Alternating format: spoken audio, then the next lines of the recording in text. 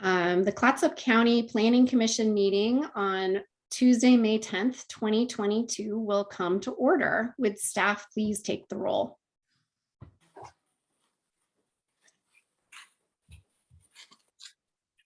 Commissioner Crashauer, Present. Commissioner Farrar. I see him. He might not be online yet, but he's here. Commissioner Orr, Present. Commissioner Kwong, Here. Commissioner Johnson, I'm here. Chair Gardner, Present. Commissioner Powers. Here. Thank you. Thank you, Ms. Adams. I'd like to welcome the public. The Planning Commission is the official venue for public involvement in planning and community development for Clatsop County. We thank you for your interest and involvement and welcome your thoughts always via email or verbal public comments later in the meeting. We're going to have a general public comment period for things not on the agenda, or sorry, that are not public hearings. So that might be also the appropriate time to speak on anything Gearhart if we have people in the room for that. And then we're also going to have 4 public hearings, and each one will have separate public comment. Before we get started, I wanted to note that Joanna Lyons-Antley, who I think is on today, is departing, and I wanted to take the moment to thank her for all of her great work on behalf of the county and the Planning Commission more generally. So thank you, Councilor Lyons-Antley.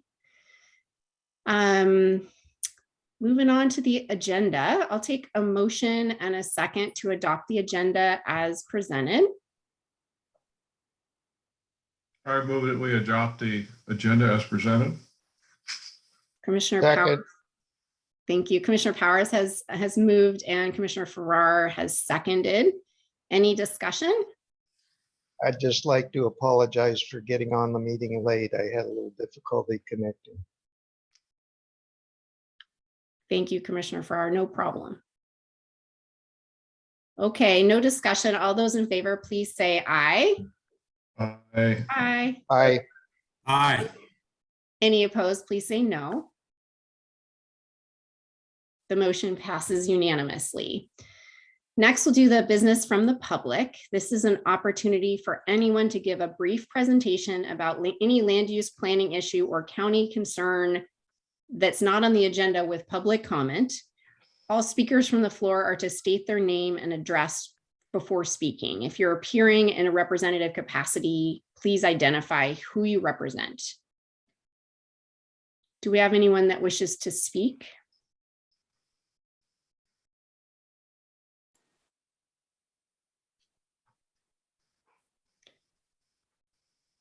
Director Hendrickson, I just wanted to make sure I'm correct in assuming that we won't have public comment under the work session discussion of the Gearhart UGB expansion. That would be the typical way that we would conduct business. However, it's really at the discretion of the Planning Commission. Okay. I think if anyone wants to speak on that, this is the best time for that. So, but it sounds like we don't have anyone interested in speaking on that at this time or any other issues. So we'll go ahead and move on. So we're moving on to the work session. It looks like we have Scott Fregonese. Yes, Fregonese. Fregonese, okay, thank Close you. enough. From 3J Consulting to discuss an overview of the potential proposed City of Gearhart UGB urban growth boundary adjustment process. Yeah, and Chad Sweet, the city administrator, is also on. I think I'm pretty much going to do the presentation today, but he may chime in with some additional information as I go through this. It's a pretty quick presentation. I just wanted to be able to share with you all, the effort that's going on. Hopefully we'll get to the point where we come back to you and have a public hearing where once we get to the approval from DLCD to do this UGB swap that we've been working on. So I will present, if I can share my screen now, I'll start the quick presentation. Hopefully everyone can see that. Again, thank you for allowing me to be here at the Planning Commission meeting today and share this with you. It's something that I've shared with both the city council at Gearhart as well as the planning commission. So this is a brief overview presentation of what we've been working on, and it gives you a little timeline. As I mentioned before, I'm hoping that we'll come back to you all once we get to the point where we will make some decisions about whether this will happen or not. So there's about 34 acres that the city wishes to swap for a portion of the urban growth boundary that's not buildable. So there's a large amount of the urban growth boundary that's west of the vegetative line, like on the coast, that will never really be developable. And there's about 34 acres, which is this map here, that's just north of the city limits and urban growth boundary that we're looking at with the goal of some new residential homes, as well as a new fire and police station. That's one of the biggest things that the city is really interested in, is building a new police and fire station that would be outside the tsunami inundation zone. Another part of this would be about a 5-acre park would be dedicated as part of this for the city. This is just a little air photo of it, but if you're familiar with the area, Highway 101 is right here, and then Highlands Road is the north part of where that UGB swap would be taking place. So if you're familiar with the Delray Beach Access Road there on Highlands, that's where that is. The police and fire station would be right about here. If you notice, this is the highest point, and I'll show you some of the mappings too, actually, in the city of Gearhart. That was why this site was selected, was because of its elevation. This map shows the proposed swap, and which is the green area. So you can see the current police and fire station are down here downtown. The proposal would be to move them up to this location here, with this green area being swapped for this purple area. So if you notice, this whole area is not buildable because it's, again, I mentioned this, but west of the vegetative line. So there's a large area that we would be proposing to remove from the urban growth boundary and swap for this green area here. This blue site, part of what we're required to do, DLCD wants us to take a look at alternative sites. So we can't just pick one site and say this is the best one. We have to, when we do our study, we have to take a look at different sites. And I'll get into why we didn't pick any other sites to the south or to the east, but there's a lot of geographical reasons why it's very difficult to expand in those areas. So anyway, we can go back to this map, but this is an important one because it shows the area proposed being brought in and the area being proposed to remove. So this is a little different than a traditional urban growth boundary expansion, where you would just say, we're going to expand this area and this is what we need to do. I recently did one in Rockaway Beach where we brought in 10 acres for critical facilities similar to this, where the idea would be to move police, fire, and public works out of the tsunami inundation zone. So it's something that a lot of coastal cities are looking at doing. One of the reasons, I mentioned this before, but you can see this little purple area is the high spot, which is actually where we're looking at placing that police and fire. Interestingly enough, on the Dagami map, it shows that it's within the double XL tsunami inundation scenario. However, the site was actually, we did a site survey, and it's about 64 feet, I believe, which is actually out of the XXL tsunami inundation zone. So it's the only site in the city that's out of that zone. When looking at where we could expand to put this, part of the issue is that there's a large continuous wetland, obviously this to the east, and then water and riparian areas to the south. So really, when looking at expansion areas, it was very difficult to hone in on anything other than looking at areas at the north boundary of the city limits and urban growth boundary. One kind of neat thing we did was we looked at access to the site, so that we wanted to make sure that if we did move these critical facilities, there would still be adequate access. So this is assuming a 5-minute drive from the police and fire station. So as you can see, there's almost better access to the area to the north when the proposed area. So part of this, we're looking at both traffic, environmental, public works in terms of being able to serve it with water. So there's a whole host of things that we need to look at when doing this type of proposal. A little bit of background, we've been working with the LCD and their regional reps because it's really important that the state, has buy-in on this. Obviously, the city will need to amend its comprehensive plan and zoning maps. The county would also have to do that. So I think that's one of the main reasons I'm here today, is that this is really a partnership between the city and the county, because the decision in the areas, both the county and the city would have to amend the UGB and also any of the comp plan amendments that would go along with that, because obviously the county would be taking the area that we were removing from the urban growth boundary, even though it's not developable. That would be then now county land. So both the city and the county will have to go through public hearings to accomplish this goal. Just a little more background. In September, the city entered into a contingent land transfer agreement with the property owner. So the idea would be that if this all works out, that the city would then be given that land for the police and fire station, as well as the park.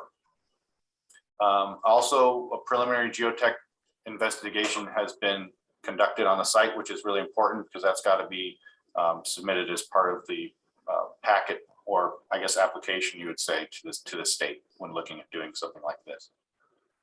This is a draft site plan. It's not obviously set in stone. This was something that was developed as part of the concept planning for the 34-acre site. All the green are residential lots. There's about 46, I believe, total. Some are not, it would probably likely be more difficult to build than others. For example, these over here, particularly because they're in riparian areas. That's what you're seeing here, is riparian areas that would not be buildable in the blue hash mark. The yellow site is the site for the police and fire station. Would be accessed directly through this right of way onto Highway 101. I think that's also really important because it's a direct access to the highway is really important for those critical facilities to get quick access in and out of the site. So this yellow site would be that 2.14 acres for the police and fire. This 2.4 acres in this light blue is what would be dedicated as the park. There's residential here already to the south. And there would be there's no street connection through to that part of the residential. So all of this site would access from Highlands Road. Of course, this is subject to change, but I thought it would be interesting for you all to see at least kind of the beginning thoughts of what is planned for the area. So what we're working on now is we have to do a specific analysis to do a UGB expansion or swap. So it's the nice thing, it's slightly simplified because Gearhart's a smaller community and the parcel that's requested to be swapped is less than 50 acres. So it's an administrative decision at the staff level from PLCD. One thing that's important to note is the area of the swap has to be the same size or larger, which we made sure we did, about 34 acres, and it has to also have equivalent zoning. So the area that we're looking at doing the swap is both very similar in their residential zone as what would be the city's residential zone as well. So as part of that, we establish the study area. We have to prioritize candidate sites. That's why I mentioned we can't just look at one. We have to look at more than one. And then we have to choose a preferred site based on the goal 14 boundary location factors. And the product is an application for urban growth boundary swap. So this is what we're working on now. The goal is to submit this to the state this month so that we can start this process. If all goes well, then we will come back to you and to the city's planning commission and hopefully work through this process. So again, I said establish the study area boundary. We've done that as part of this effort. One of the things that was interesting is in 2009, there were statewide restrictions on locating critical facilities within the tsunami inundation zone. That has since been removed. But Gearhart has chosen a tsunami hazard overlay zone that they have in place, which actually is stricter than the state requirements. So it doesn't allow them to place any critical facilities within the tsunami hazard overlay. So the issue here is that there really is no other place if the city was to bring in critical facilities than this particular location. Again, why it was chosen. Of course, we'll work with the property owner, and the city will work with local and state federal agencies that we meet all environmental impacts. And then the process here is, we're working on this application for the overgrowth boundary. We're hoping to have the LCD review that again this month. We will look at this summer, working with you again to do public hearings concurrently with the city and county to do the UGP swap plus the comp plan amendments and the zone changes that would take place. Then hopefully late summer, maybe August into early September, we'd be looking at annexation and then development. So that's my quick presentation. I'm going to see if I can stop sharing my screen here. There we go. And hopefully that was interesting. You learned a little bit, and I'm open to any questions or thoughts or any conversations we had about it. I just wanted to introduce it to you so that when we do come back later, it's not a shock and you kind of know what we've been working on. Thank you. Do any of the commissioners have questions?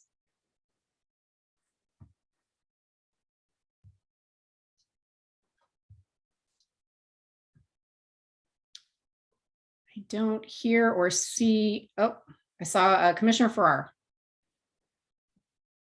Yeah, I had a question. It may have been addressed and I just missed it. Your presentation packed quite a lot in a short period of time. I don't think I was really prepared for all that was involved, but I do appreciate it. And that was a good heads up for me to pay a little closer attention to what's going on here. My question is, the swap of land, what becomes of the part you're swapping out of this urban growth boundary? I was unclear on what its status will be if this goes through. So what would happen is the area that would be swapped would be brought into the UGB, would be brought into the city. The area that would be the other area, if you remember the map, I believe is the purple square, that would be now back in the county. So that would be county land. It would then revert back to that same county residential zoning.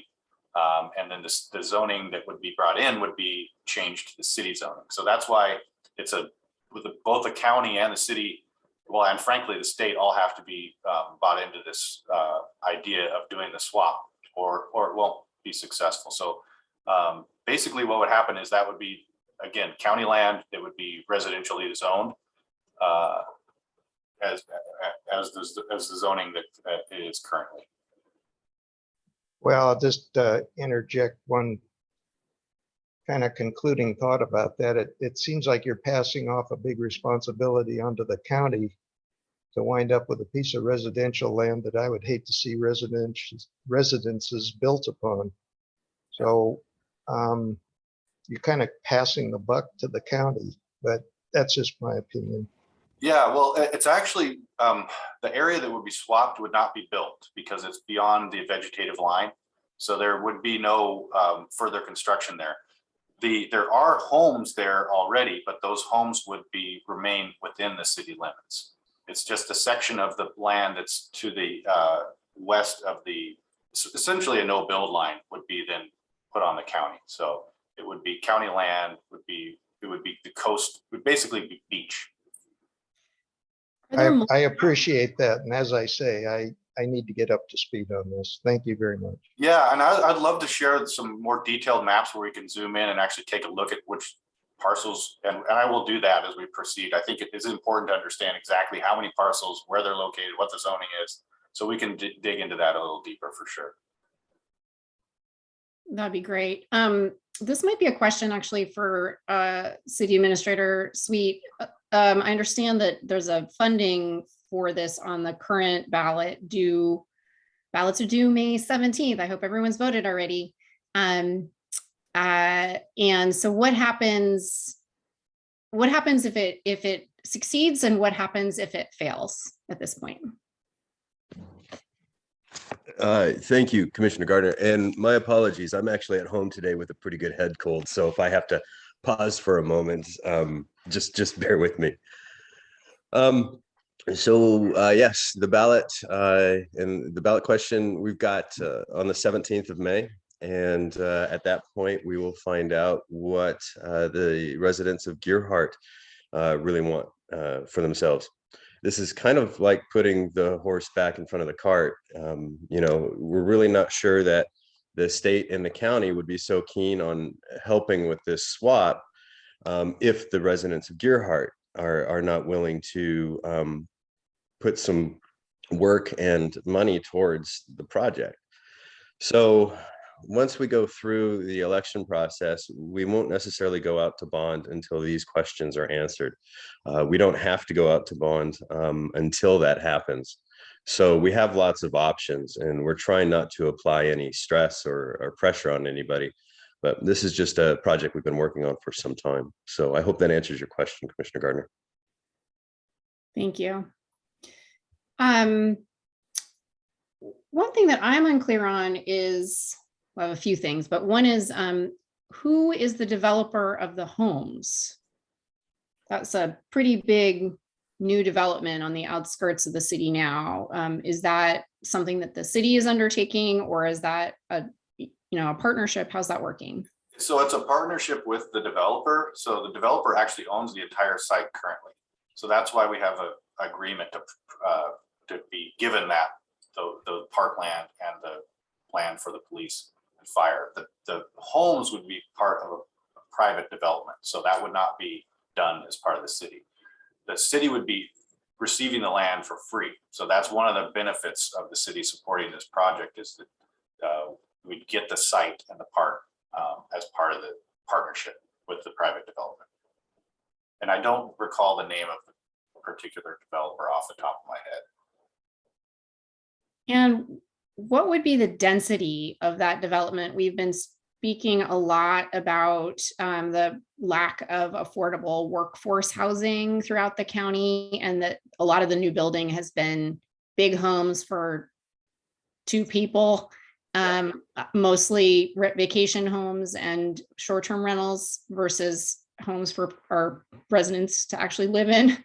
Is there any opportunity to increase density and provide townhomes and other kind of lower price point housing in that development? So at this point, the plan doesn't show townhomes. It shows single family homes only. The one thing that would be different is that the county zoning would be a 10,000 square foot lot minimum. If we bring it into the urban growth boundary, the city would be down to 5,000 square foot lots. So they would be smaller lots at 5,000 square feet each. Actually, Scott, that's not quite right. This really? is Chad Sweet. Do you mind if I catch in here just real quick? Please do, Chad. The current county zoning is 2 acres per lot. And Okay. with density credits, the developers could get about 21 lots into that area right now. If they come into the city of Gearhart, it would be a 10,000 square foot lot, which is similar to the way that Gearhart was developed. It's less dense, but still more dense than the county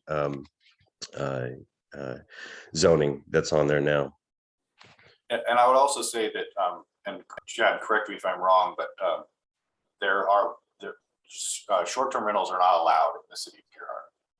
That's correct. These would be single family homes. And if they came into our urban growth boundary, we have our short-term vacation rental program that is actually slowly permits for renting out homes are slowly disappearing. And we are definitely becoming more residential in Gearhart, just piece by piece. There is another opportunity as well that the developers were talking about. It's actually a group of 3 or 4 developers that are all from the local area.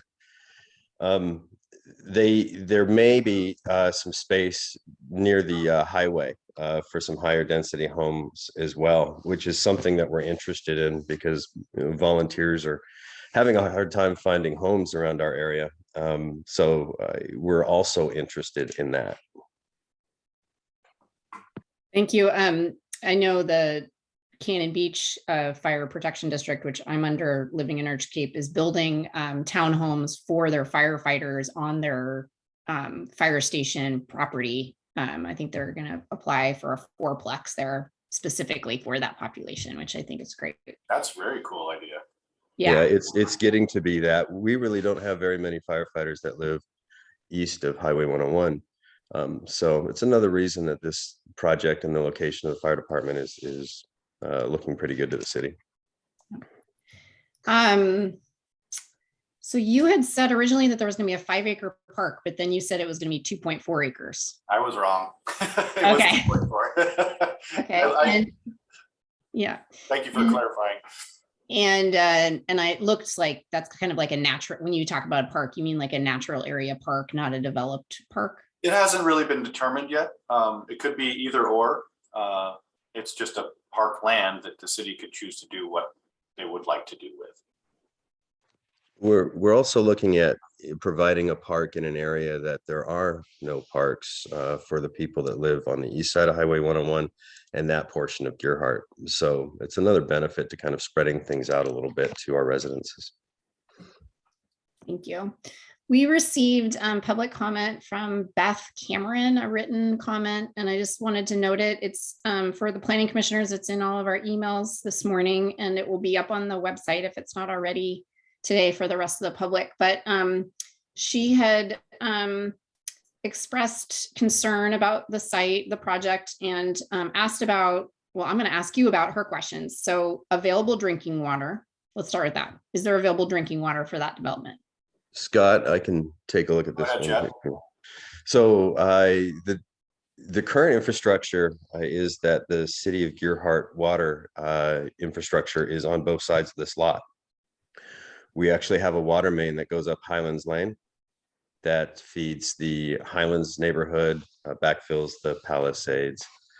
It does not go into Pinehurst and Surf Pines as a direct connection, but there is an emergency connection that we supply the city of Warrenton with our water pipes. So essentially, we've got water pipes all the way up Pine Ridge Drive that leads into the south part of this lot. And our water mains are on the north part of this lot as well. And we'd like to make a connection there. It's for resiliency.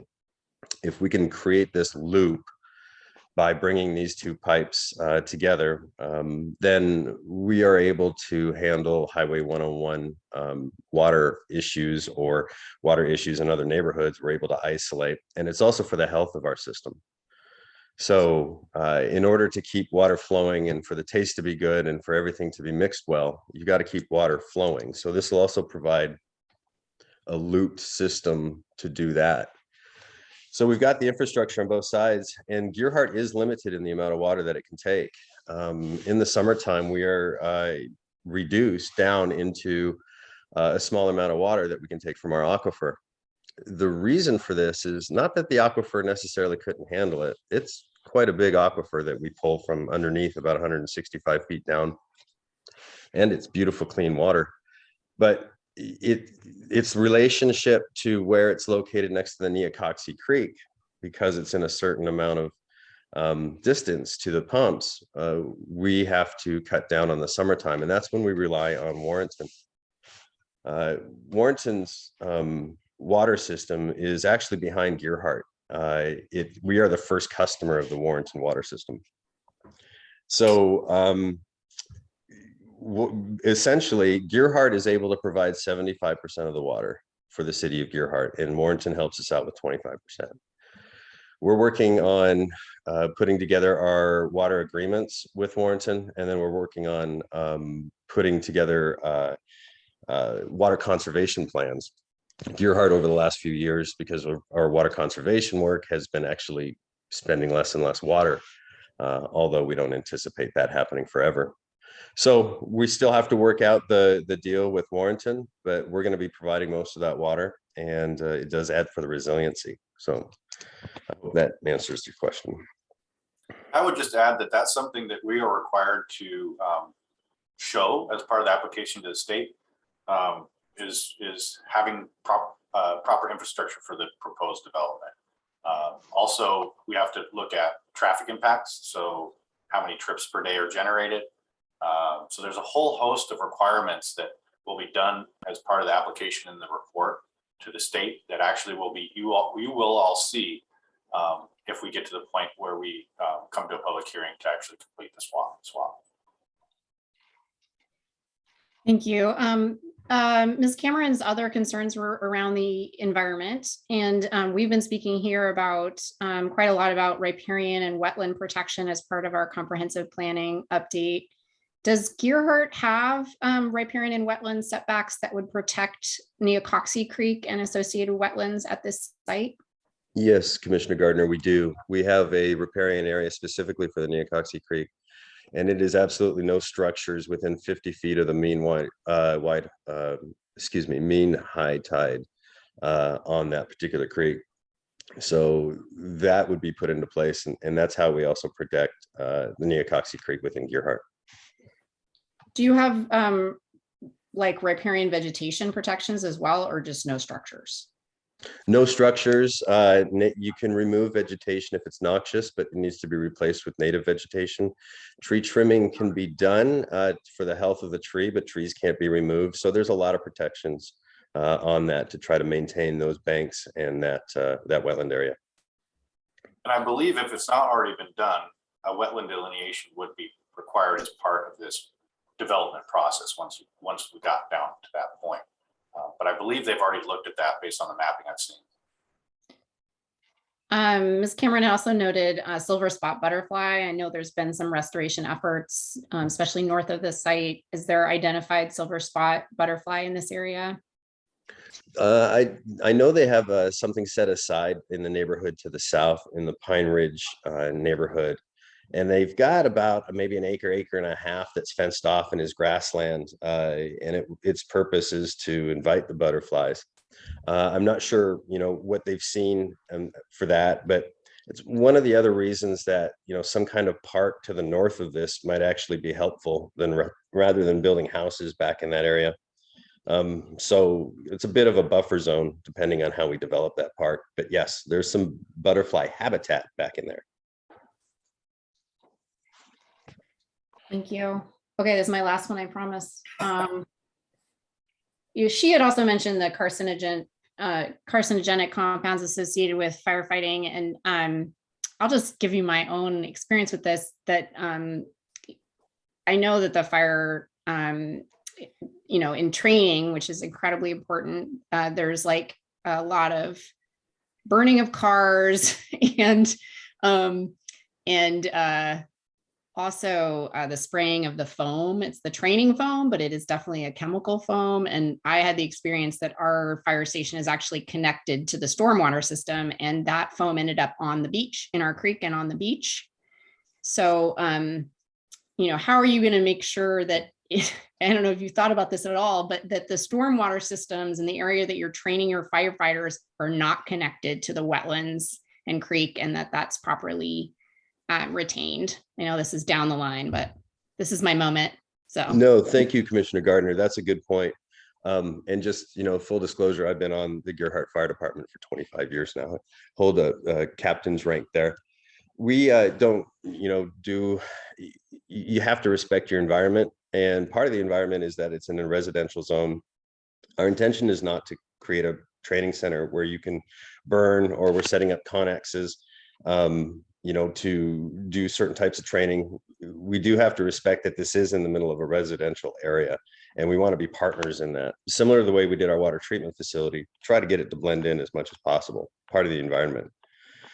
So there's no intention on creating any kind of live fire props or work up there.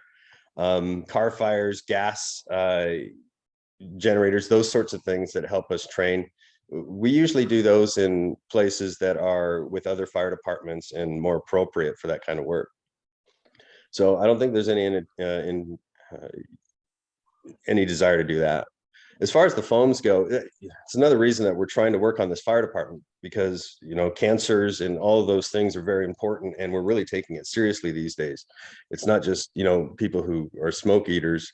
They're really concerned with that. So with this fire station, being clean, being able to, decontaminate ourselves, and, we don't like to use things that are carcinogenic. So the foam is not necessarily something that we would want to play around with as well. We would only use it as an emergency. So that's kind of the way we think about it. Thank you. Any other questions or concerns or interests of the commissioners? I'm sorry, Commissioner Kwong, I was dominating. I apologize. Go ahead. Yes, this is Commissioner Quantin. I'm wondering what are your plans for sewer and water treatment for the facility? If that's, I guess if that's an immediate plan, or is that a future plan? No, it's thank you, Commissioner Kwan, for the question. Again, this is Chad Sweet with the city of Gearhart. The entire city of Gearhart and the area around it, we are septic. So all of our homes in Gearhart are septic. That's why one of the reasons we have the larger lots for less density is to be able to maintain that septic system. And there's no plans to go to sewer at this point, partially because we've learned that septic systems are also very resilient in major events, maybe an earthquake or tsunami, maybe, you know, a large power outage and that sort of thing. So this site would also be septic, both for the homes and for the fire station. The fire station septic system would not be that large, as its needs are not huge, but hope that answers your question.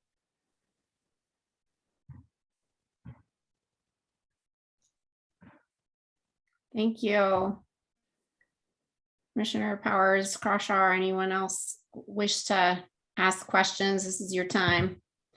Otherwise, we'll move on. I can provide the PowerPoint too, so that if you all want to take a closer look at that, I will get that to you all.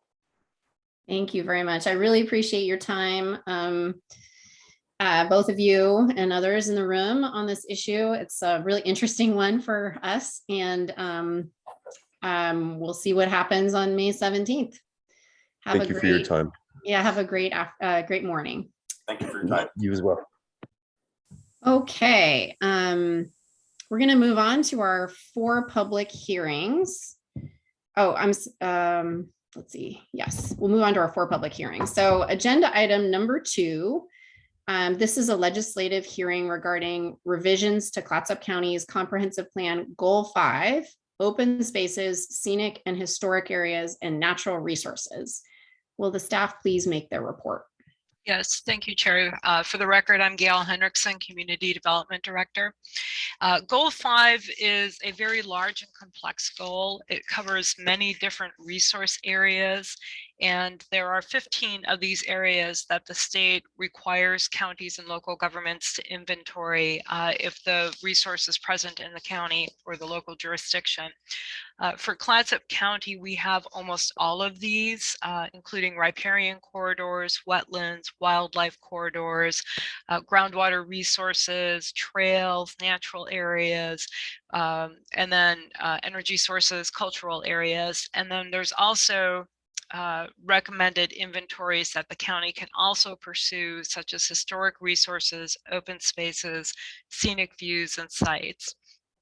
And so this very large and complex goal is kind of a catch-all for all the other items that are really not addressed in the other 18 planning goals that are applied statewide. As the county, with our comp plan updates and our citizen advisory committees in the planning areas, we took about 6 months to go through all the different resource areas that are covered in Goal 5 and put together recommendations that were then sent to the Countywide Planning Commission. The Countywide Planning Commission spent quite some time as well reviewing that before passing it up to the Planning Commission. And that occurred back in November of the 2021, and literally the day before our meeting to go through Goal 5 at our November Planning Commission meeting, we had comments back from Department of Land Conservation and Development. And so in agreement with the County Planning Commission, we pulled the agenda item, we put those revisions together, and then the Joint Planning Commission Countywide Citizen Advisory Committee wanted to have additional discussion about the standard approach to wetland and riparian area protection versus the safe harbor approach to protect protection of those resources. And so your joint committee did meet on April 26th and look at that and made some recommendations on when safe harbor should be applied versus the standard approach to inventorying and protecting those resources. So those changes from the previous countywide meetings, from the different planning area meetings, and the recommendations from your last joint meeting in April have all been incorporated into this final draft of Goal 5. You'll see that those areas have been highlighted in yellow. We've also, as staff, made the changes that have been recommended by Department of Land Conservation and Development staff. You'll see those changes have also been incorporated into your draft. And I can go through each of the different resource areas if you'd like, or if you want to just start going through the draft and making any amendments that you see fit before making your recommendation to the board, we can go that way as well. But really, I'm here just to answer any questions you might have and to assist you as you move through your review of Goal 5. Thank you. Thank you, Director Henriksen. I think we can just kind of move through the document. You know, it was very recent that the Planning Commission and Countywide Advisory Committee got together on this topic. So I'm hoping we can be pretty, focused and efficient. I want to point out to the commissioners, page 17 of the packet, that's the gray square in the bottom right. We have our action item, which is to review Goal 11, Draft 3, identify any questions we have, and then provide a recommendation to the Board of Commissioners. So we can make some, individual motions, and then at the end do a final recommendation motion. So either recommending as is the document, or recommending a new amended draft to the commissioners. And just to be clear, is this our last batch today of comprehensive planning goals, except the ones that have been pulled out? Or... You still have the 6 community plans to go through, and we would be bringing those forward in June. Okay, so these are the last goal documents, and then we'll do the community plans. Okay, great. Correct. So do we have any initial questions of staff from the Planning Commission right now before we take public testimony?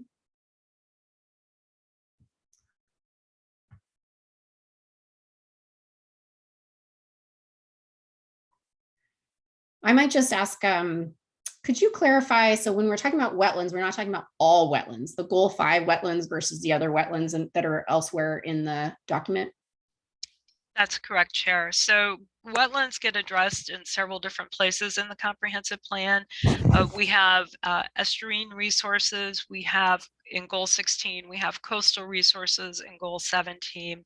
And the wetland areas that are typically covered under Goal 5 are usually more the freshwater wetlands that you would see, that would be outside the policies that are in Goals 16 and 17.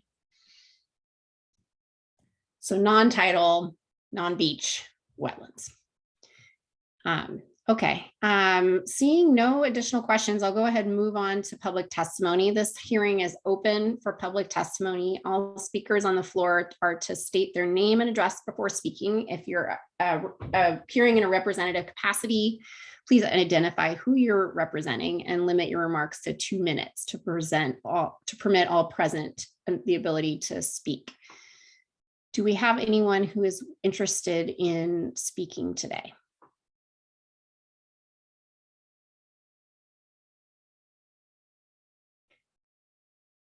Hearing none, public testimony is now closed and discussion is open for planning commission members.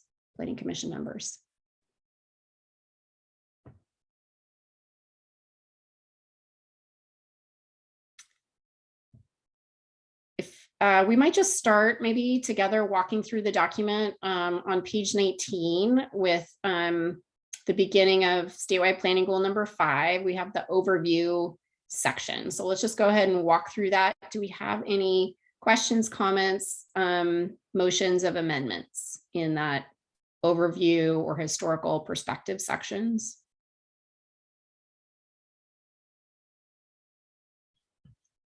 I'm realizing I can't see. Oh, yeah.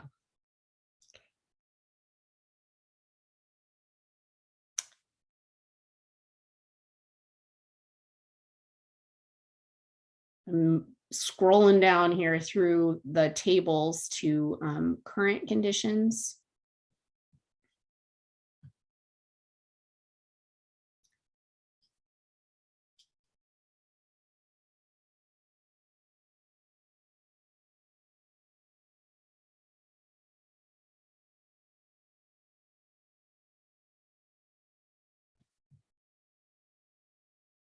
I just wanted to make a couple comments on this first section if no one else wants to talk about it. I just feel like we've spent a lot of time talking about the importance of inventorying and developing a protection plan for definitely our significant riparian areas and Goal 5 wetlands, but also our just generally wetlands and riparian areas. And I was really interested in on page 30, the note that local governments can be held liable under the Endangered Species Act if permits issued by that local government result in the killing and harming of listed species. And then that connects to the discussion on page 54 of the BIOP, the biological opinion, and how coming down from the federal government is the interest in encouraging or discouraging development that impacts listed species. And I just want to know that there's 18 listed salmon, steelhead, and other species, eulachon, on the Columbia River. And so all the riparian areas and wetlands that are connected to the Columbia will be affected by that biological opinion, and also make the county liable for allowing development that might impact especially the juvenile salmon and steelhead populations there. And then along the coast, the Nicanicum and some of the larger, the Akola and Arch Cape Creek all host coastal coho, which is also a listed ESA species. So those may apply there. And so I feel like the county is moving towards protecting, especially some of those significant wetlands outlined in the updated Duncan report, but we may be forced sooner than later to be more comprehensive about our inventory and protection policies in the county. And I think we're making progress towards that in this comprehensive plan, but it's just taken so long. It's, the entire time I've lived here, we've been talking about this, and 20 years later, we don't have comprehensive riparian and wetland protections in the county. So it worries me. Commissioner Farrar. Yes, on that point,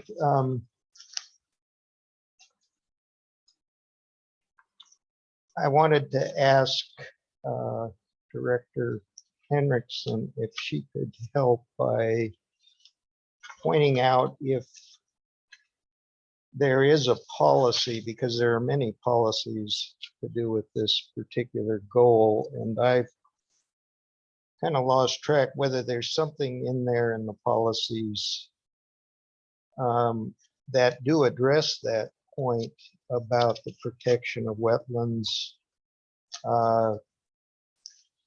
to be in compliance with the Endangered Species Act.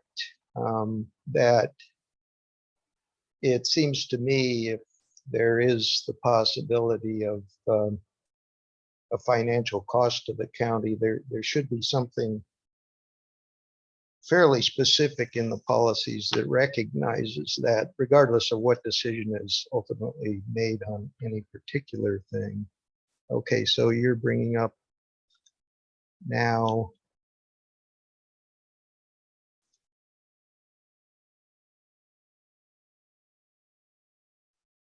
Yeah,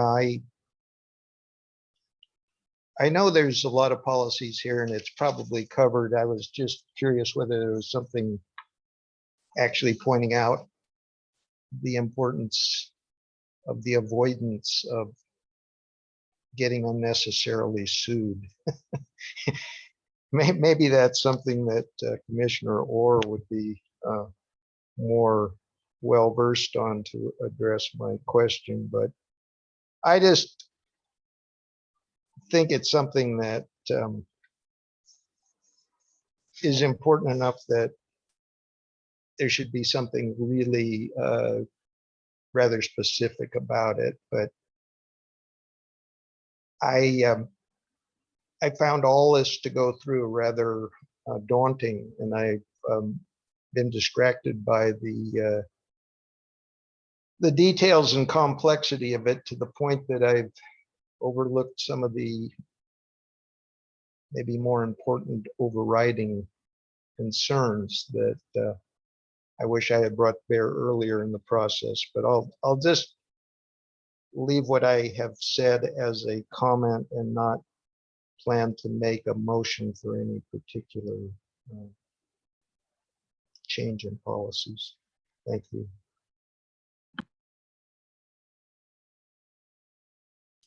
Thank you, Commissioner Farrar. Maybe you can think about that a little bit.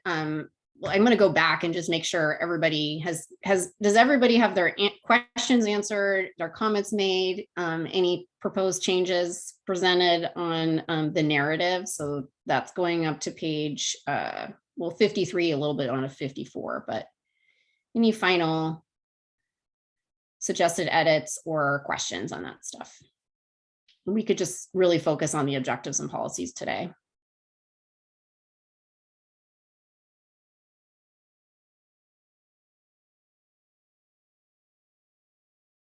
All right, hearing none. So page 54 is the beginning of the objectives and policies. We're starting with the section on climate change.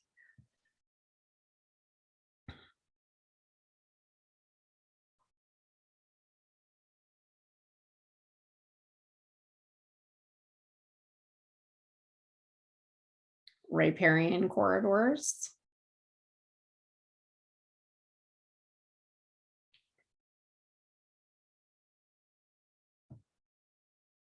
And wetlands.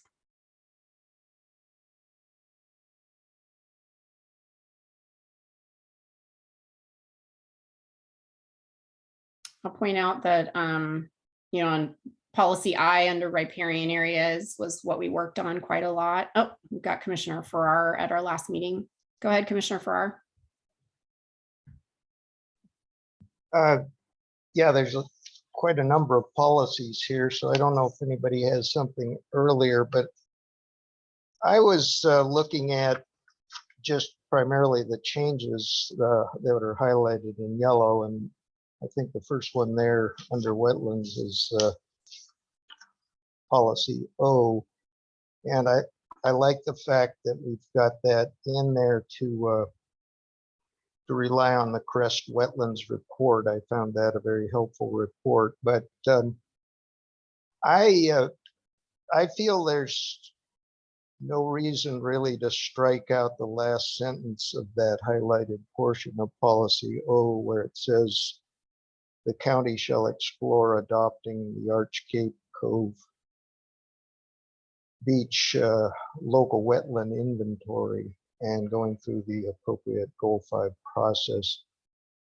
The wetland survey or inventory has been completed, and you know, it's focused on a relatively small area, so it's more detailed, it's more accurate than just some overview kind of approach. And I think that it's worth recognizing it as a starting point in identifying what is a wetland and what isn't, what protection should be given to that. So I would be in favor of removing the strikeout and leaving that last sentence in. And I hereby move to do just that, to include in policy O, that last sentence. Thank you. So we have a motion to unstrike. The county shall explore adopting the Arch Cape Cove Beach local wetland inventory and going through the appropriate Goal 5 process, ESEE or Safe Harbor. Do we have a second for that motion? I'll second. We have a second from Commissioner Orr. Thank you. Discussion?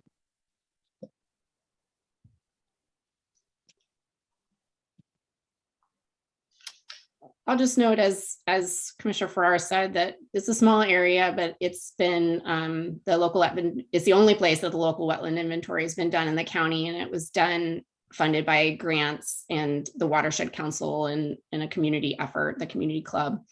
It has been adopted by the Department of State Lands as appropriately done, and any development would also have to get developers would have to get a local wetland inventory if it indicated that there was there were wetlands on your site. So it doesn't have to be perfect. It just has to be better than the national or the statewide. And I definitely think it does. I also think Arch Cape and Cove Beach, for the most part, really supports protection of our wetlands and riparian areas. So it's in some areas that's not the case, but it's been in the comprehensive plan, the Southwest Community Plan, since the 70s, that they wanted riparian buffers and wetland buffers and protection of their hydrology. And so it makes sense to me that the county moves forward with that, again, as low-hanging fruit, just like the Duncan report was low-hanging fruit.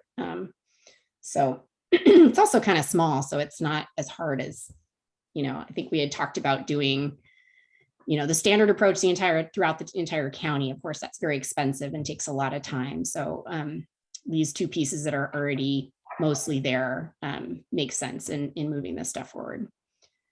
Finally, there's listed coho in Arch Cape, so that might also be good. So any other discussion or comments? Go ahead and vote on that proposed amendment. Chair, if I could just give a little background. So that policy was originally included in Goal 5 at your April 26th meeting. The policy was deleted, and then it was replaced with the policy language that was voted on that's in your draft today. So this was actually a change that you had made back on April 26th with the Joint Committee to remove that language. Yes, and I think I've thought it over, and I think it's worth actually keeping that specificity about that, since we have the specificity about the other report. Okay, let's go ahead and vote. Let's go ahead and do a roll call vote on this one. Commissioner Crashauer, No. Commissioner Farrar, Aye. Commissioner Orr, Aye. Commissioner Kwong, Yes. Commissioner Johnson, No. Commissioner Powers,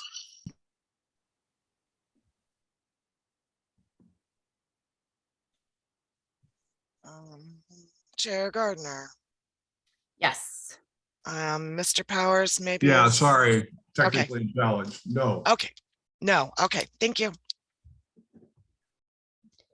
Okay, so we have 3 no's and 4 yeses. The motion passes. Thank you.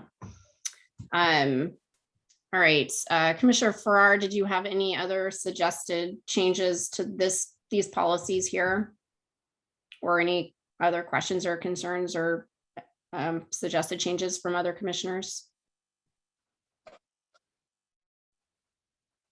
Well, should we step through kind of by heading, like I see the next one coming up is wildlife habitat? Sure. Maybe if we just identified the headings, we could do it that way. Okay, so we're through riparian, we're through wetland. Now we're on to riparian habitat, page 58.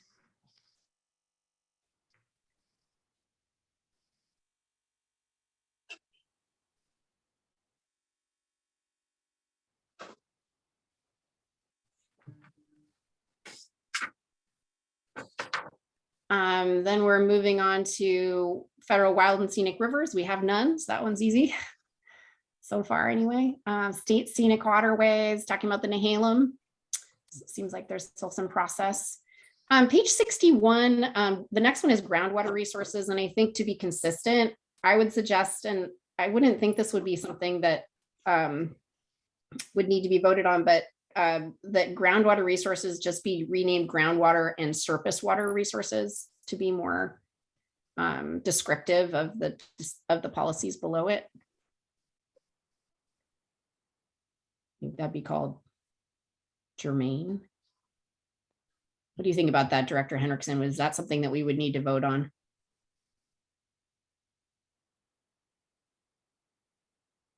I don't think that you would need to vote on that, no. Okay, if there's no objection to that, I think that would be more clear.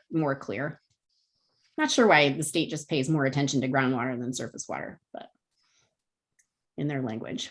I think that's a good change since surface water is really our primary source of water around the county right now for drinking water. Except Gearhart. Okay, and then a lot of wells, of course, out on 26 and others too. But okay, that's groundwater. Any other comments under groundwater? And groundwater and surface water, sorry. Oregon recreational trails.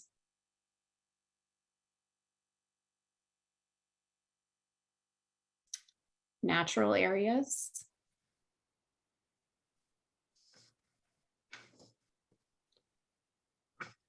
Under natural areas, policy E, one thing I've been thinking about is loss of access to, well, natural areas, but especially to waters. And so I just wanted to be clear that street vacations, I think we talk about this in a couple different places in here, that beach, river, and lake access, I think we did this in other sections of the comp plan, be considered also on vacations. Like, so if you're vacating a road that ends, in a lake or river or ocean where there's public recreation, that not be lost. I think, how do people feel about that? So policy E on page 64.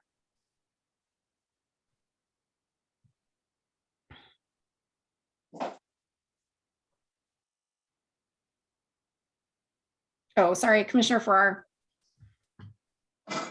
No, I just raised my hand. I guess on policy E, I'm reading that through here again, and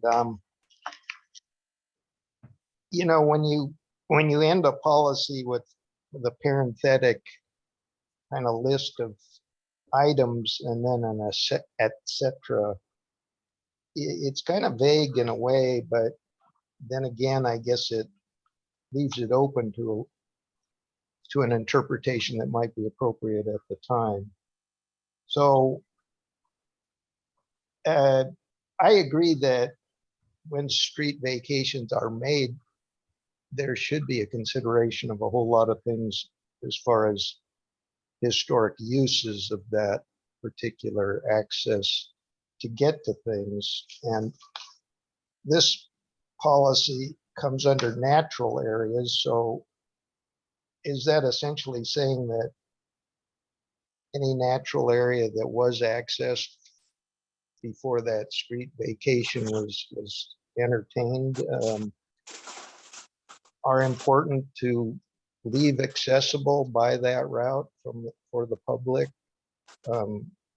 How should that policy E actually be interpreted if say a vacation was granted to someone that then would block public access? Director Henriksen, what is the current process? Are any of those things considered as criteria for street vacations? They're not checklist type of criteria, but when a street vacation comes in, first of all, there's a pre-application meeting between the county surveyor, public works, community development staff, to really talk about what the purpose of the vacation is and to identify any issues with it. Again, we don't sit down with this list that's in goal 5 and say emergency evacuation route check, green belts check, trails check, natural areas check, but we do try to consider how vacating a public right-of-way may impact adjoining property owners or access to public property. In the time that I've been here, we really haven't had a street vacation come in that I can remember that would have vacated a right-of-way that would have voided at public access to a public land. We have had people requesting to vacate some of the street ends that are adjacent to the ocean, and we've generally pointed out that you have to provide the access. So if it's not in this public right of way, there's going to be another public easement that's going to have to be created to make that trade-off, and usually that discourages people from wanting to vacate the right of way. So I know that's not a complete answer to your question, and so I guess the short answer is no, we do not have a checklist.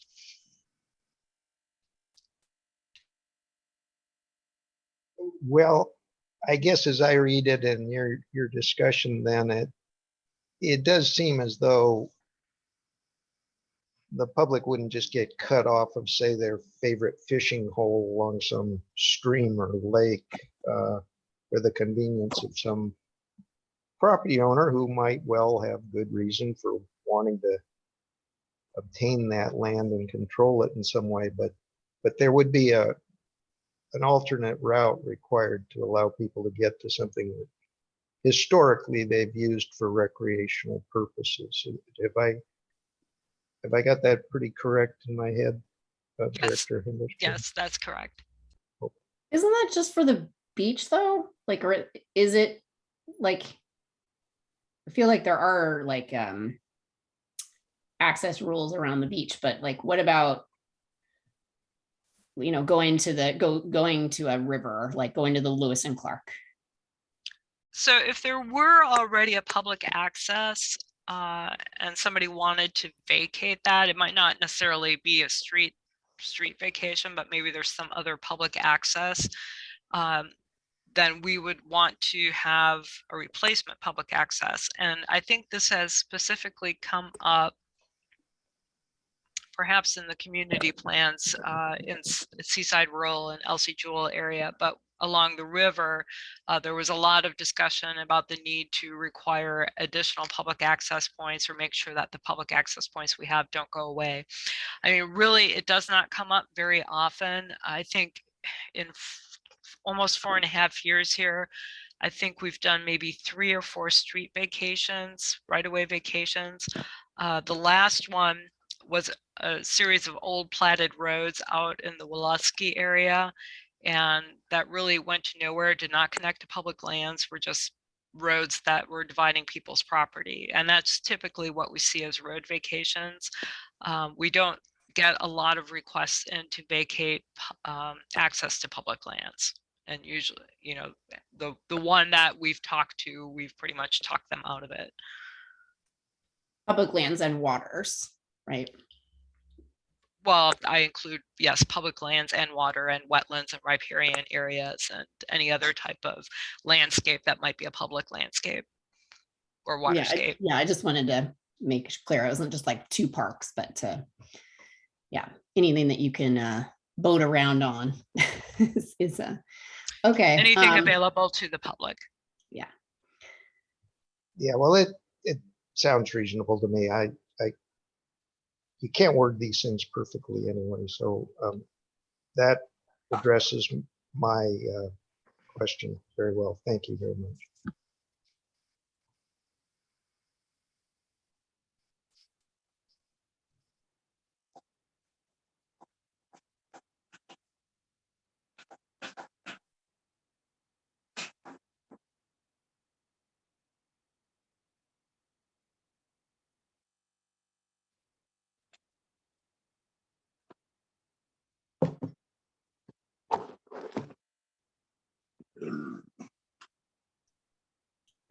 I'm on mute, sorry. So aggregate, so we're doing, we did mineral resources. And then I was moving on to energy sources. And I had one question for staff on policy L. The county recognizes there's limited ag lands, but there's also a need to balance the limitation for renewable energy like solar. The county shall encourage the use of small scale solar, 5 acre or less, that integrate grazing and ag plant practices, which I have nothing against, absolutely. But isn't there a state law around, there's a new state law that restricts solar on ag lands, isn't there? It doesn't necessarily restrict it, but it does lay out some requirements if you're going to do it. And that was adopted maybe in 2020. I think that rule went into effect. I think it has to do with limiting them on EFU, like Right. exclusive farm use. So like our rural residential and our small, but anything that's EFU, I think is really restricted. So I wanted to note that. Yeah, I don't think it's restricted because it does happen, but there are requirements about how it has to be done. So it's not prohibited. Right, okay. And I didn't see that in policy L though. This is under mineral and aggregate resources. No, sorry, I'm on policy L under energy sources. Oh, okay, thank Sorry, you. I was on mute, so I kind of got lost. I lost everyone rather. Any other questions or comments on energy sources? How about cultural areas or historic resources?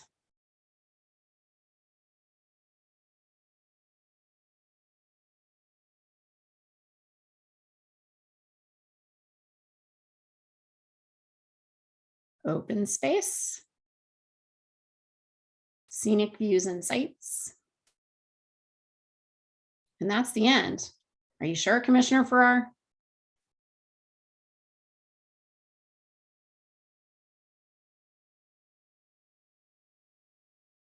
Okay, if we have no other questions, comments, or proposed amendments, motions for amendments, I think we can go back to our initial actions, which I'm trying to get back to.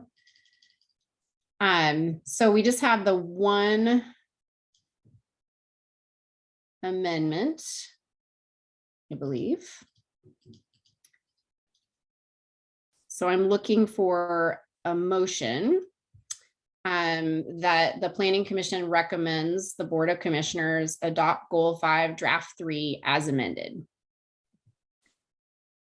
This Commissioner Farrar, I move that the Planning Commission recommend the Board of Supervisors adopt Goal 5 Draft 3 as amended.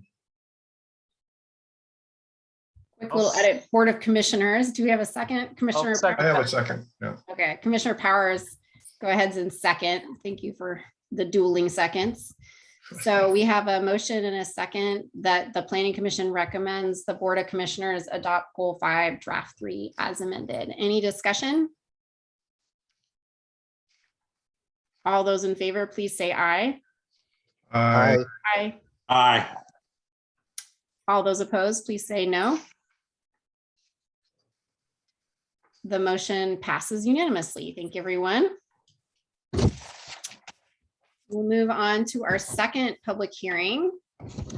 This is a legislative hearing regarding revisions to Clatsup County Comprehensive Plan Goal 9, Economic Development. Will staff please make their report?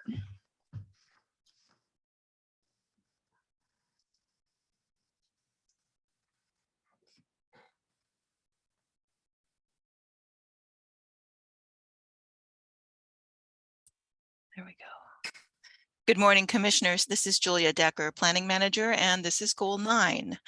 And I think Director Henriksen has the strikeout version. I have given you in your packet a cleaner version for you to look at. Hopefully it was easier to read. The strikeout version was a little busy. So the Joint Planning Commission and Countywide Advisory Committee looked at this version goal 9 on January 25th.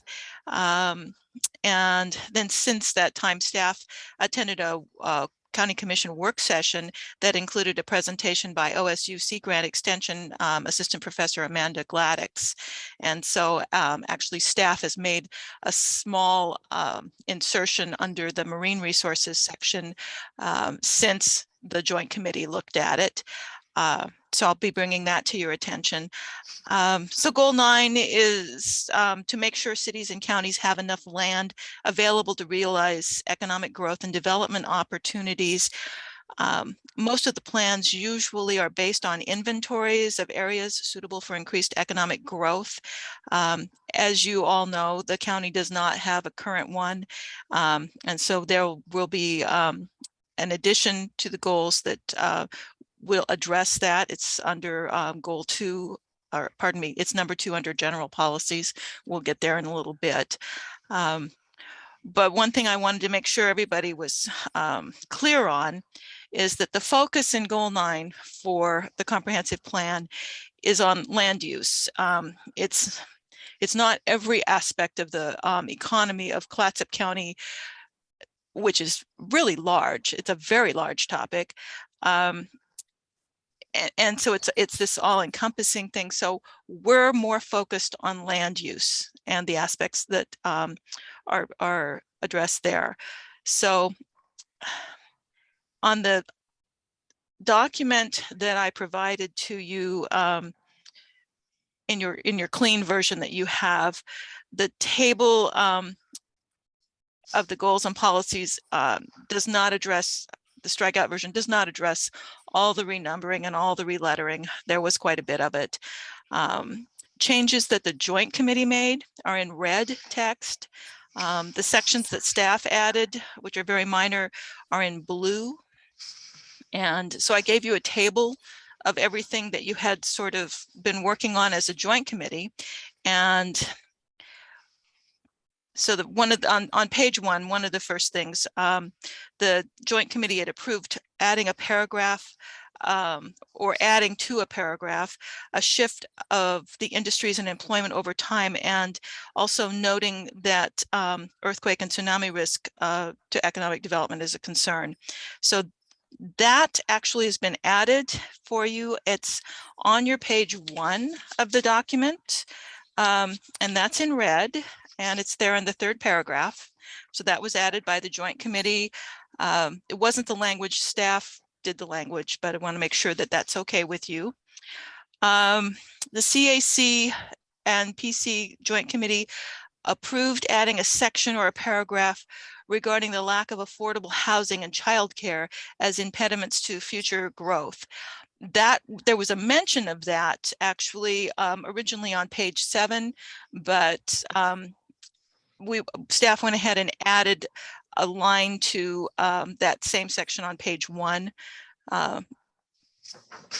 so that it's identified there on the first page, and then it also shows up again on page 7 where it was in the original draft. Staff has updated the COVID statistics, and those are probably going to keep moving, but we'll just update that until the draft is finally adopted. The Joint Committee approved adding discussion regarding tax instruments such as real estate tax and the other instruments, historical perspective, to the historical perspective section, pardon me. Staff spoke about that with the director and determined that that actually is a taxation issue. It's not really a land use issue. So the director's instruction was to go ahead and leave that out. The Joint Committee requested that the tables use the same time frame and express data, citing consistency when comparing information for the same time periods. Staff really wasn't able to do that. The tables are from different sources and it's not original research. Staff is using Oregon Employment Department material and also US Census material, and they provide their data in different sections or different formats. And so staff using their data is using their tables. So staff did not have time to do original research and create new original tables for the goal. Let's see. The Joint Committee approved adding climate change, including ocean acidification and hypoxia, is negatively impacting these industries and will worsen over time under marine resources. Staff did add that language as a standalone, and that is under marine resources. That should be in red on your clean document. The Joint Committee requested that the average paid wage of retail trade employees in the section under retail trade be clarified as to whether the figure is mean or median. Staff did follow back and find that that was referred to the average income, not as the median or the middle range, but it has been inserted as mean for everybody who was interested in that. The Joint Committee requested that the median sales price over time be included in the narrative regarding housing prices under the heading Attracting Workers. So staff did go to the 2019 Clatsup County Housing Trends and Needs Appendix A, which had the time period from 2010 to 2018 and included that in the narrative. And this was the time frame that was available from what staff considered to be a reliable resource. One thing staff would tell everybody is there's a lot of different documentation out there, and numbers shift all the time, month to month, as new documents become available. So the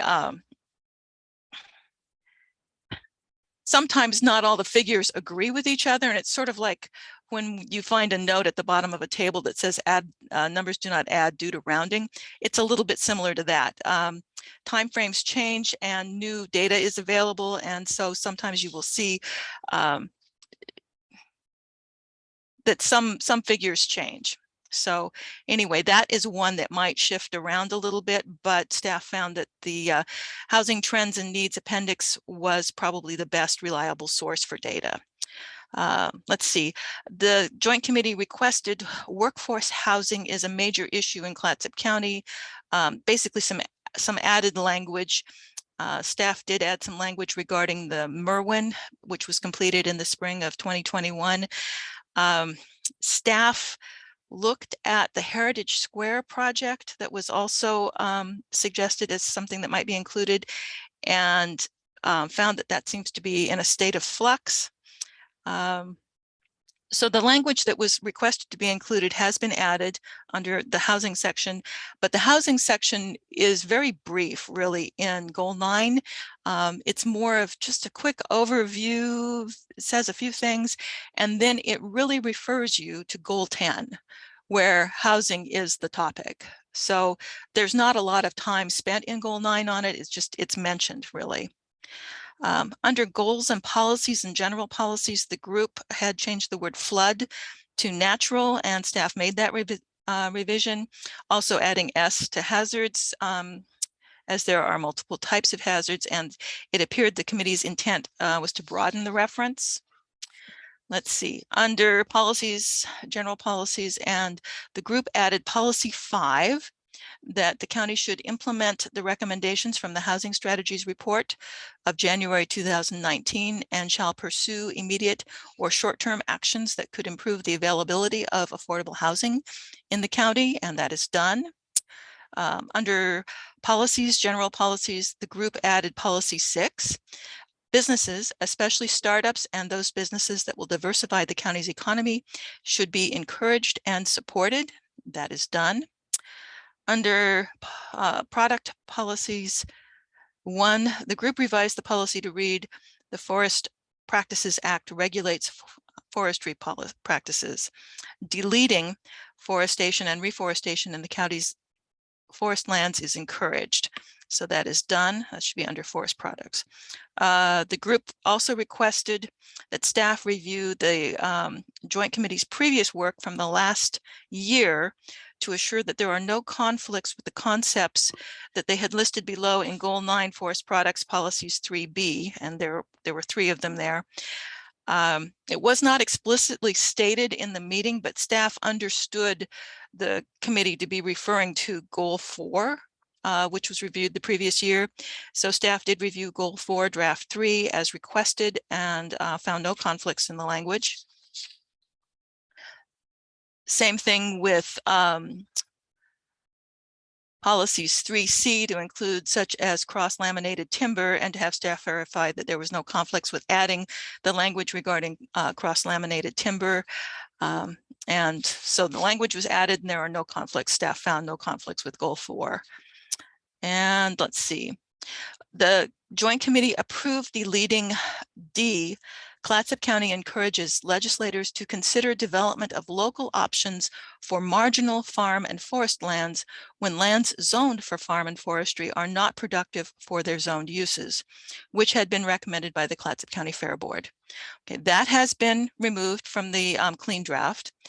And staff is wanting to make a caveat to you that the Board of County Commissioners had reviewed that language, which had been forwarded to them through a previous draft from the Fair Board.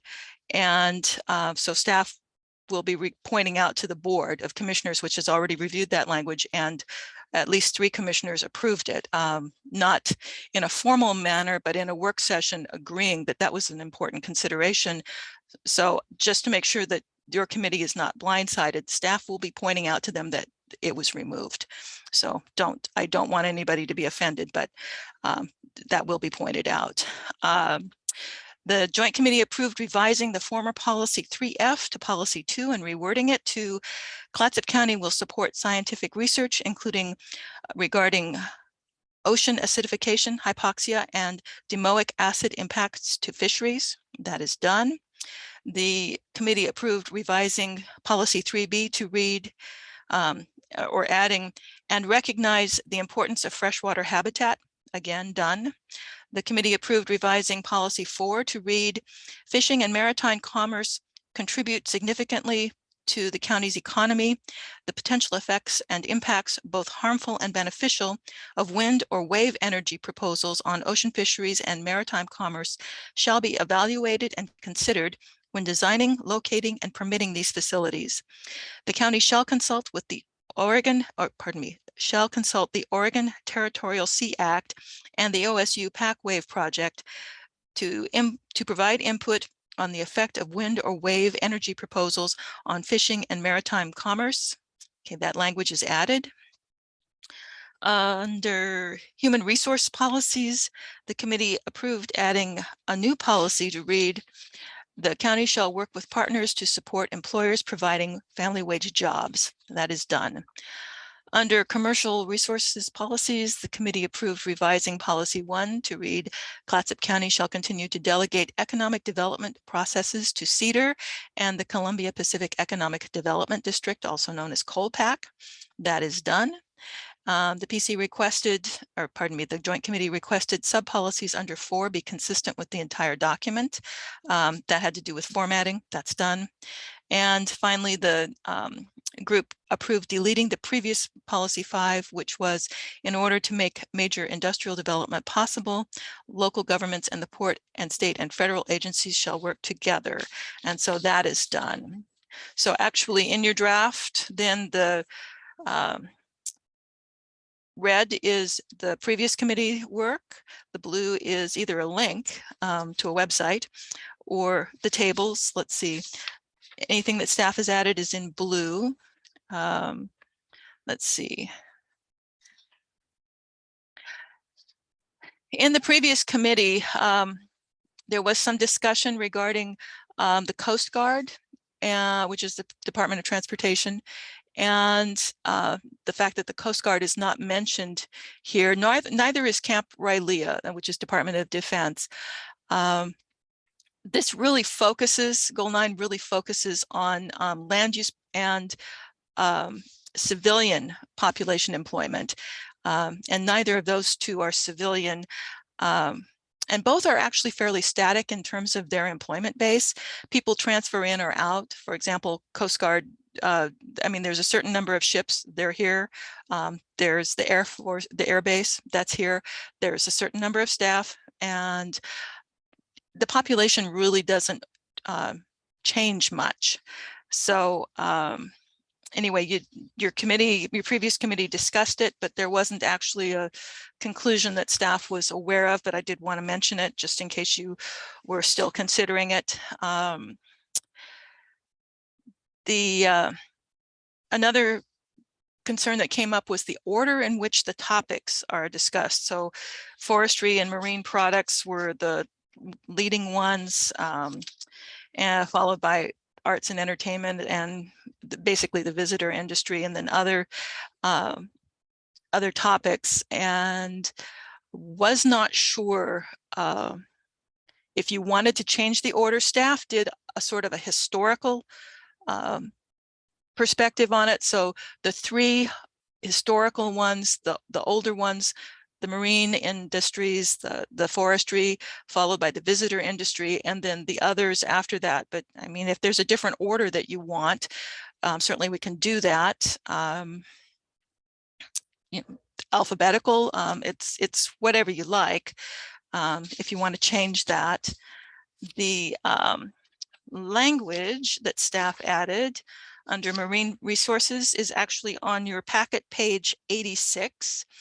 And one of the things that staff did was add the presentation materials to your packet, and also those will become background materials to the report, just as the Port of Astoria's materials are background to your report, to Goal 9. So all of those different documents will be added in there. We'll do Ms. Gladdock's presentations and PowerPoint as links, so that this is not actually printed out in the future. But anyway, she provided some really excellent information, and it's very, very new information.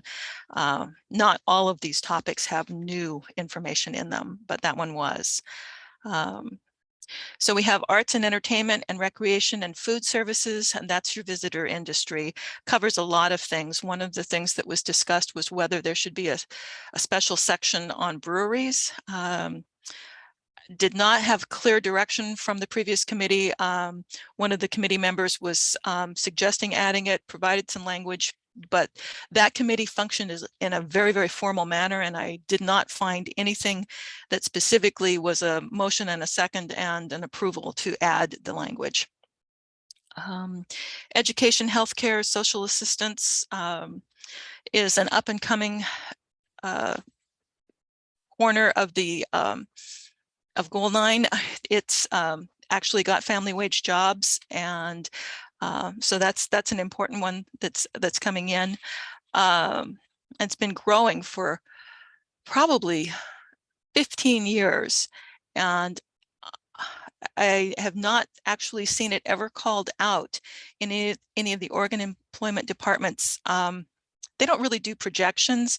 They sort of trend and project growth, but it's not where they decide to make a projection like this is going to be your industry 10 years from now. You will see this blossom, and this will become your major industry.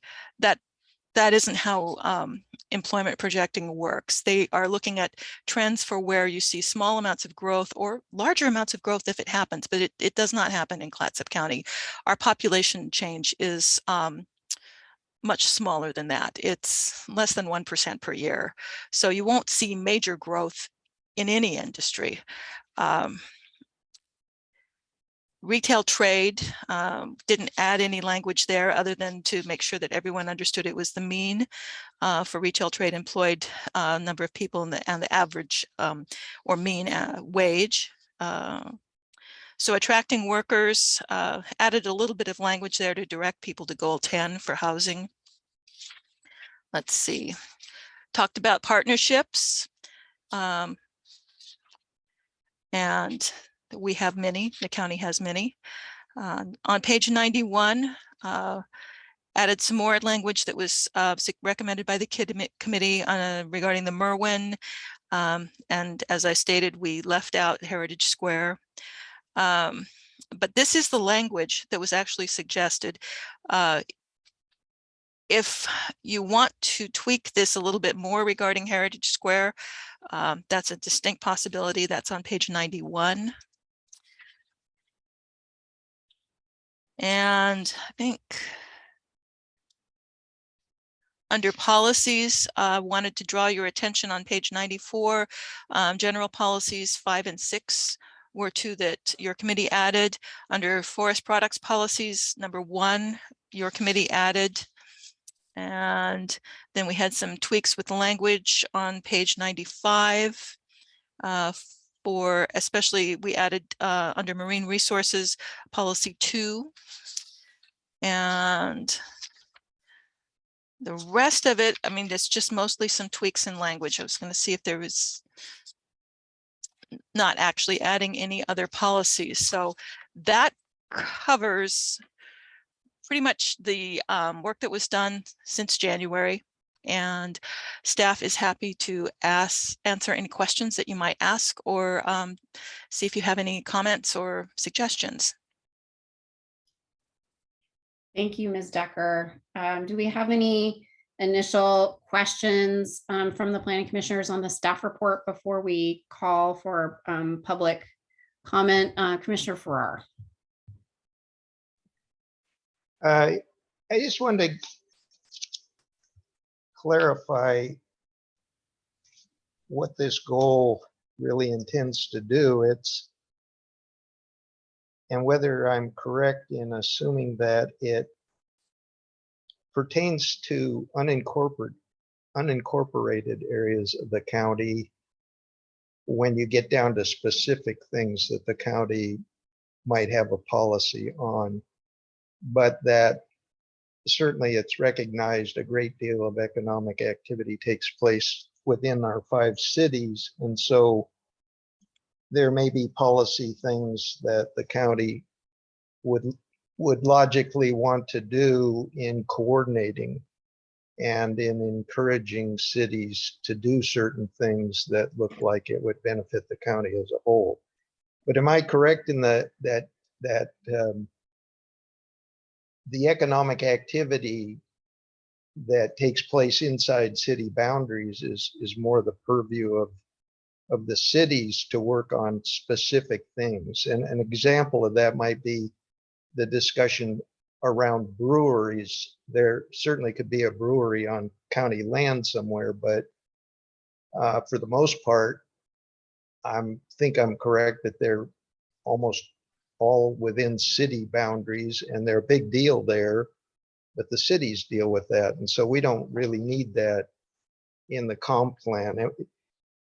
If you could just kind of add a few points to that to just clarify for me what I'm getting at, the difference between the county's view on economic growth and issues versus the cities. So the county's goal 9 actually is quite simple. It's to diversify and improve the economy of the state and Clatsup County. And again, mostly it regards the county's land use, where the county is focused, but the county has many partners, and that includes each of the cities. And so lots of times you will find that the committees are seeking support, whether it's political or some other type, for economic activities within the cities, whether it's housing or, I mean, there's so many different possibilities. But one of the things, if you take a look at, I think one of the very first under general policies,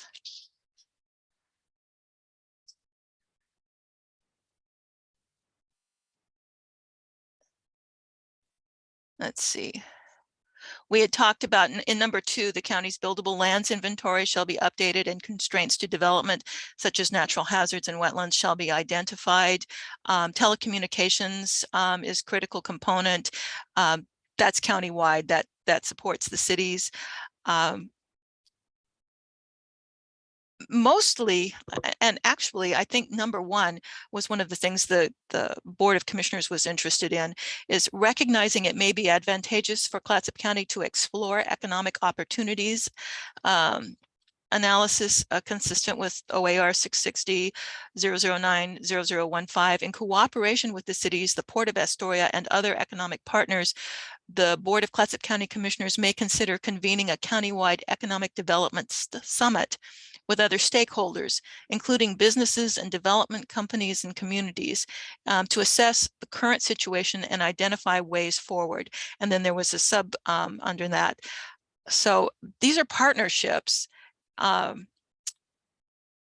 so on the one hand, it's the county looking at land use and saying, you know, we don't really have much in the rural areas in the way of lands zoned light industrial, for example, but it's also the partnerships and supporting the Port of Astoria and supporting doing what's appropriate to assist the Port of Astoria, the Port of Astoria, for example, the airport, any of the cities. So I don't think I've answered your question, but I probably need a little more information to be able to answer it. But have I started in the right direction? Yeah, it kind of confirms what I think I was trying to get across and didn't say very well, that a lot of the economic activity is within the cities, and the county can coordinate and try to help the cities take advantage of certain things that may be available on a regional level or a state level. And that's appropriate. But to get into the specifics of what goes on there is probably outside of what the county typically would do. They mainly want to make sure that the land that's in unincorporated areas there's an inventory that's appropriate with potential activities that might be conducted on those lands. And the cities have to deal with that inside their urban growth boundaries, and the county only could cooperate with that and maybe try to facilitate. And so I think it's the reason that when you start looking at the policies, there's some good general ones there, which I like, but then it focuses on forest products, which is mostly on county land, and marine resources, which again is mostly county kind of stuff. It's not inside a city boundary. And then these other industries that are important overall to our economic output,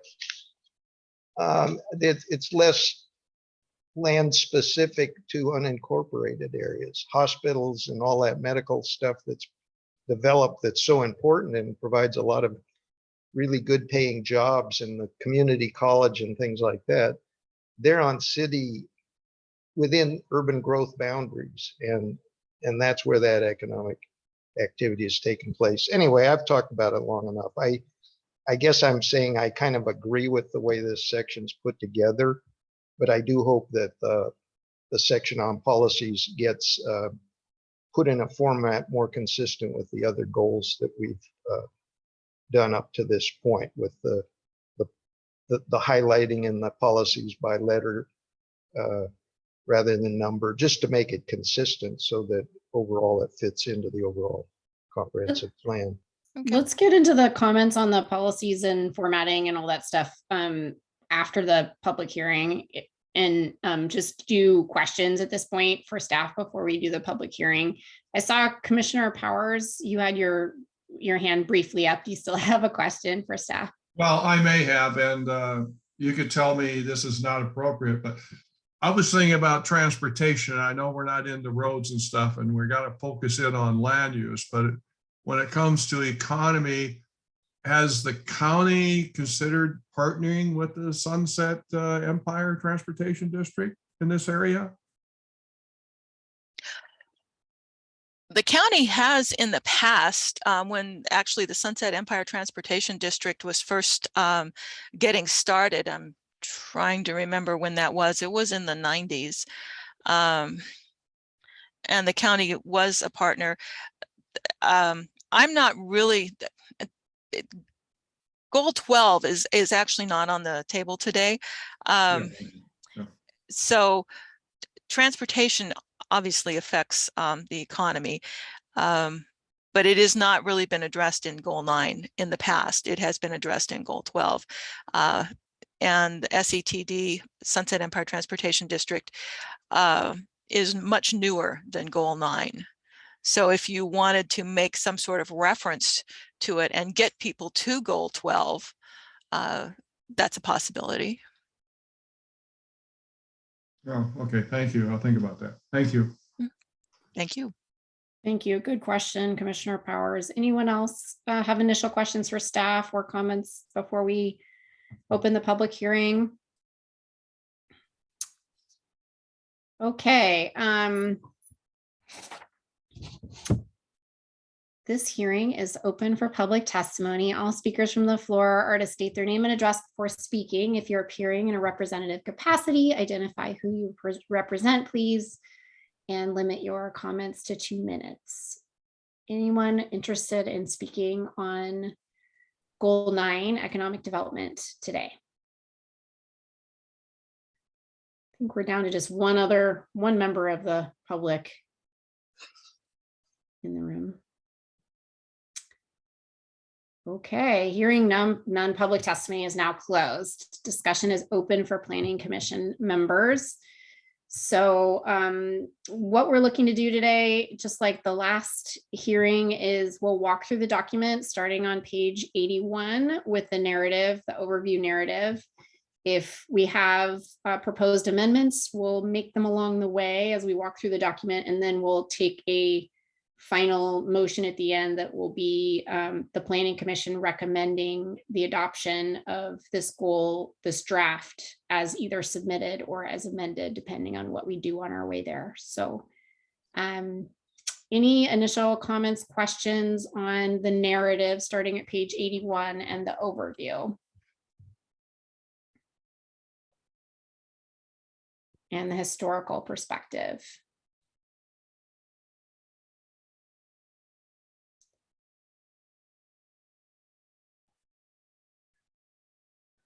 I'll just say, I understand Commissioner Farrar's points on, what's in the city and what's in the county. I think sometimes it all happens everywhere, but it all is connected, right? And Commissioner Powers' comment around transportation shows one of the main ways, housing of workers. How do we get here and there, whether it be the workforce or trucks hauling timber or other goods to our big box stores. I really like how this has evolved over time, because I think the first time we saw this, it was really focused on kind of a historical perspective on what the county, the county used to be, I think, like in terms of employment and in terms of income.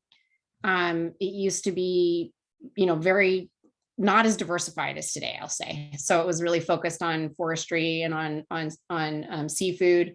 And I think this edited document really shows the breadth of all the different industries that exist, and gives some good statistics on who employs and who brings in the bucks and how it all works together. I still think the emphasis on the marine and forestry is interesting, but I'm fine with the way that it's kind of turned out. Yeah. As we walk through, I'll just do my final comment here. It's kind of hard. So I live in a place that's like fully, we have forestry east of us, of course, because 85% of the county is in forest land use. But it's, in terms of the people, it's dominated by the visitor industry. And I hear a lot about how tourism doesn't have as much value. And I hear that because I think, good union family wage jobs are what our families need. But I will say that, they're small businesses and they do employ, and they maybe don't pay as much or have benefits, some of them, but we do have a lot of managers in our community, and those people get paid really well and have benefits, a lot of them. And then we have a lot of small business owners, and many of them do really well. And those people are spending their money in the local communities. And so because there's so many of them, I think they do definitely have a multiplier effect that's under recognized when people talk about, the impact of the visitor industry, as it's called in this document. It's amazing how much you can make slinging crepes in a tourist town or coffee. But anyway, those are just my comments. I think otherwise the narrative feels okay to me. Anybody have other, as we walk through the narrative, comments or questions? Oh, I see. Sorry, Commissioner Kroshar, please.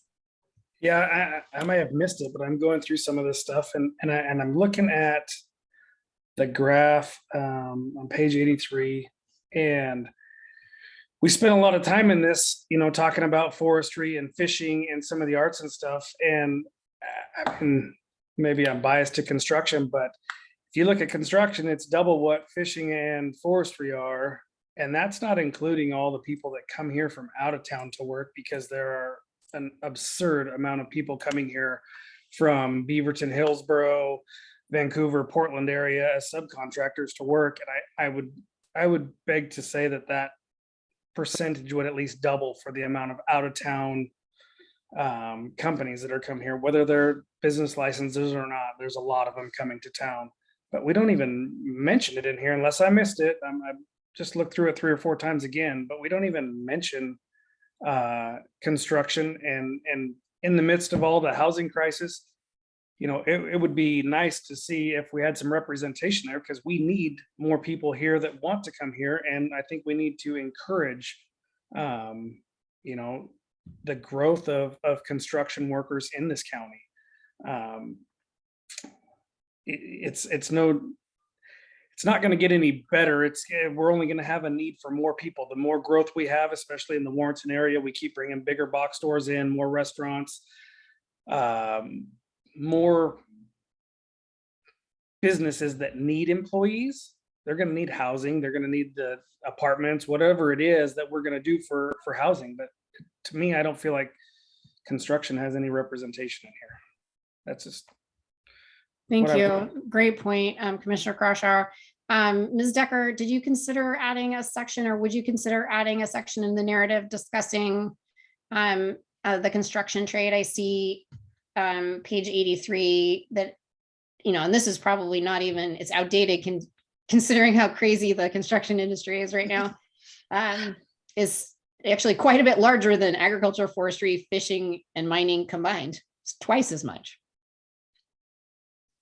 Well, Chair Gardner, staff can take a look at what might be available, maybe through the Oregon Employment Department's website for information on the construction industry, that particular set of trades, and see if there's something to be added, some language similar to the way that we've done. I'm looking, maybe similar to the way that we've done the visitor industry paragraph, and see if there's some information available there.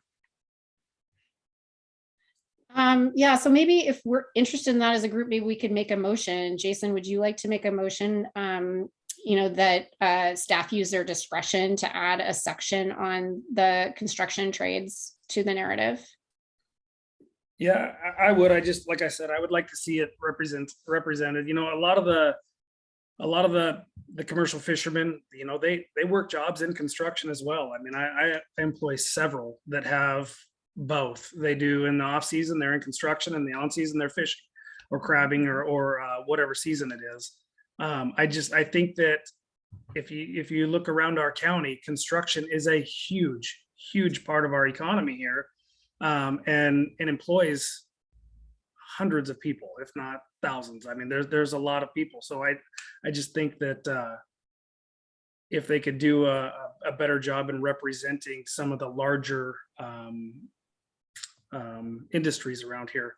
So yeah, I'd like to make a motion that the staff would, at their discretion, add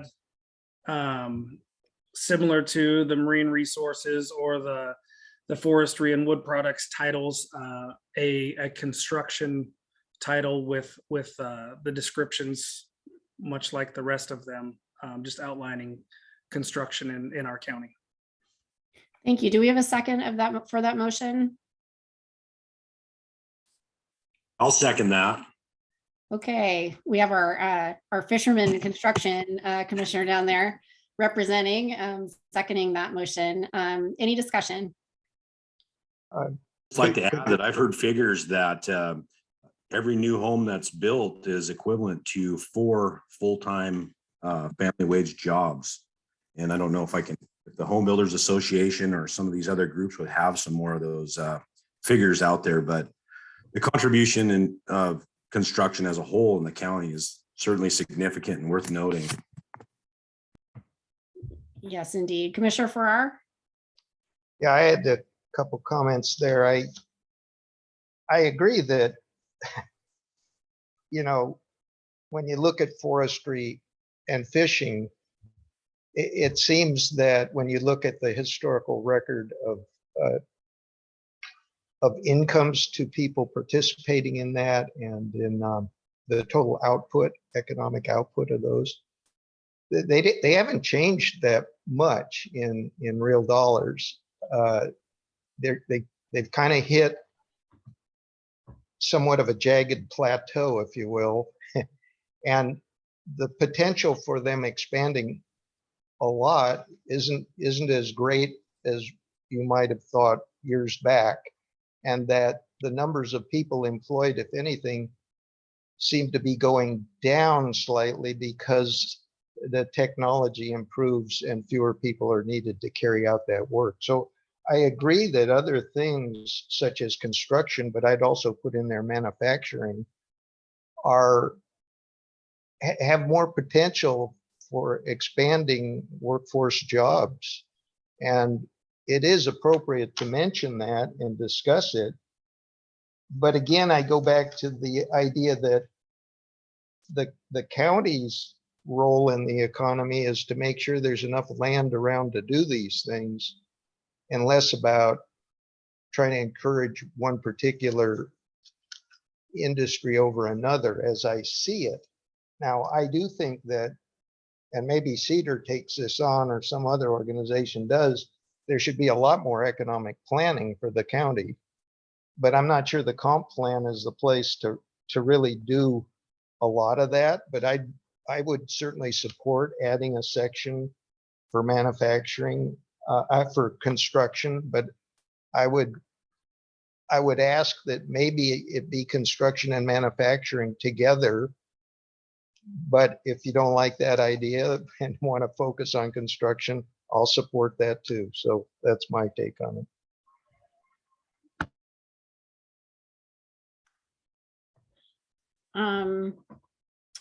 Okay, we could amend the original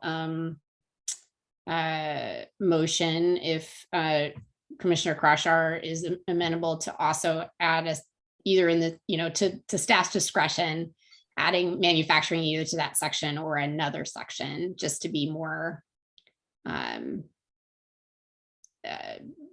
pay more attention to important trades sectors in our economy. But it's up to you. So I would think that if anything, I would like to keep them separate, but I would not be opposed to adding them both as well. I know that when I look for expansion and when I look into other areas of possible growth for myself and my company, I go to the county. I don't go to individual cities. I go to the county and I see what is striving in those counties. I agree that, healthcare and all that stuff is within the city limits, but it's also within our county. So we as a county are putting this out there saying, hey, what is our county doing?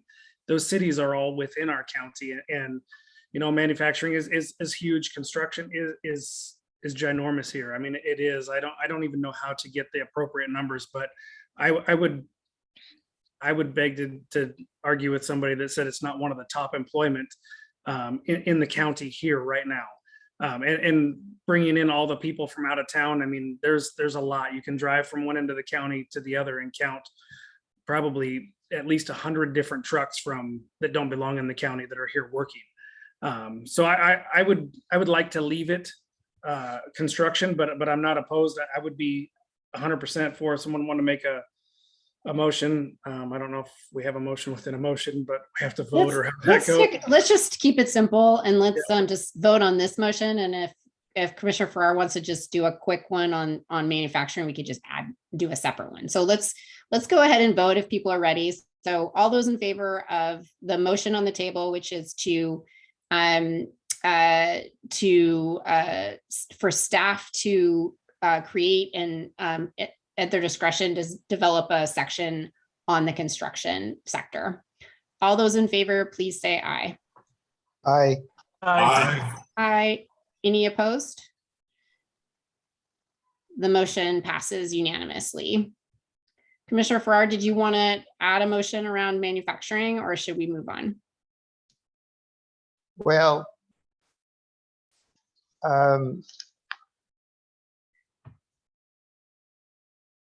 you could make a case for all these things with longer lines, longer blue lines on the graph.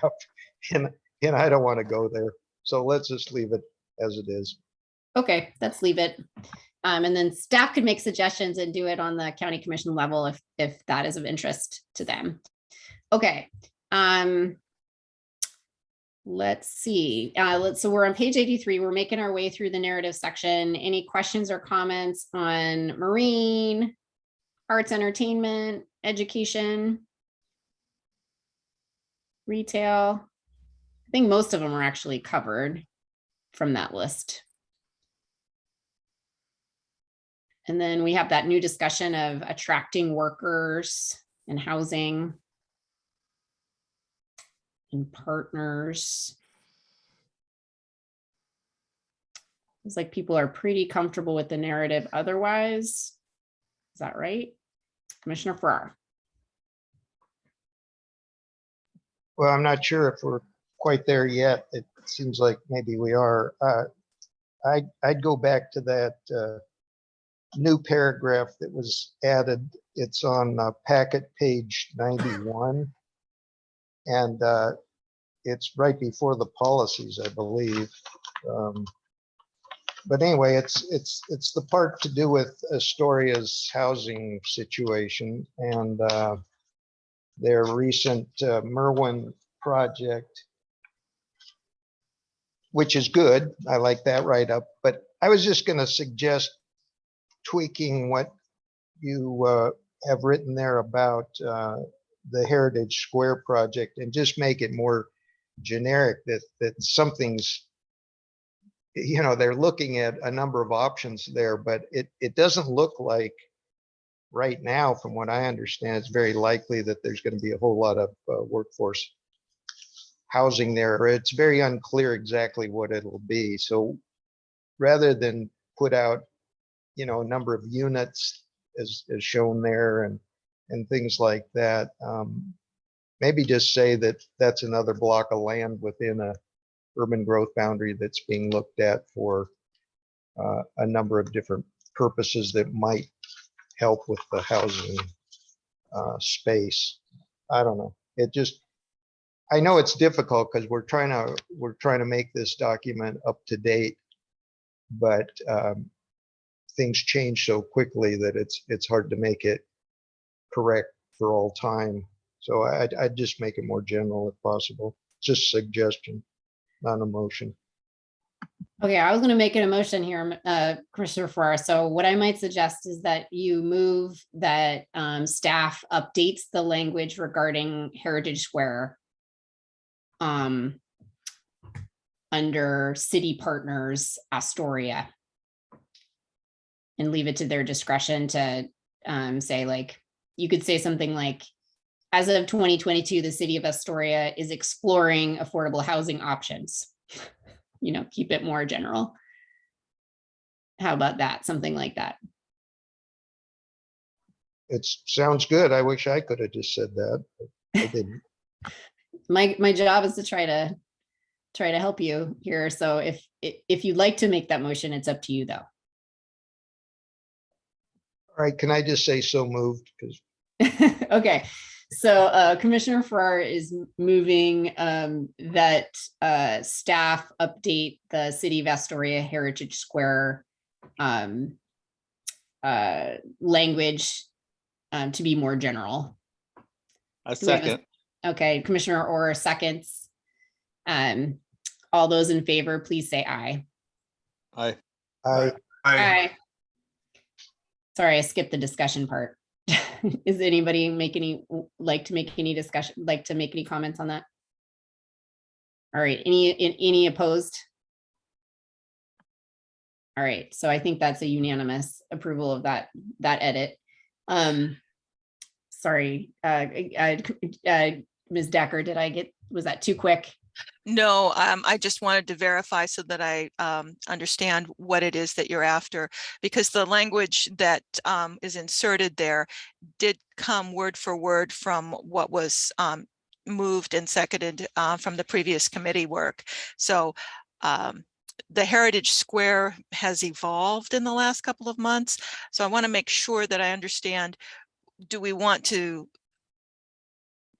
take out a lot of this language or just tweak the part about Heritage Square? Do we want to speak in more general terms on the whole thing? Do we want to leave the Merwin part in, or how? I just want to do it right. Yeah, I think it's that language that you have highlighted there, the City of Astoria is entering, because that's not true anymore. Okay. And so, but I do think, I mean, Commissioner Farrar, those of you who live in Astoria are following it more closely than I, but I think the that- Merwin part's just fine. It Yeah. makes a good point that it shows that this actually works, that something was actually done. And at Heritage Square, maybe there's some potential, and just not get into the specifics of the price range in percent of annual incomes and that kind of thing, because that's, as you say, it's in a state of flux. But so just make it clear that it's got potential, but we don't know exactly how it's going to play out in the end.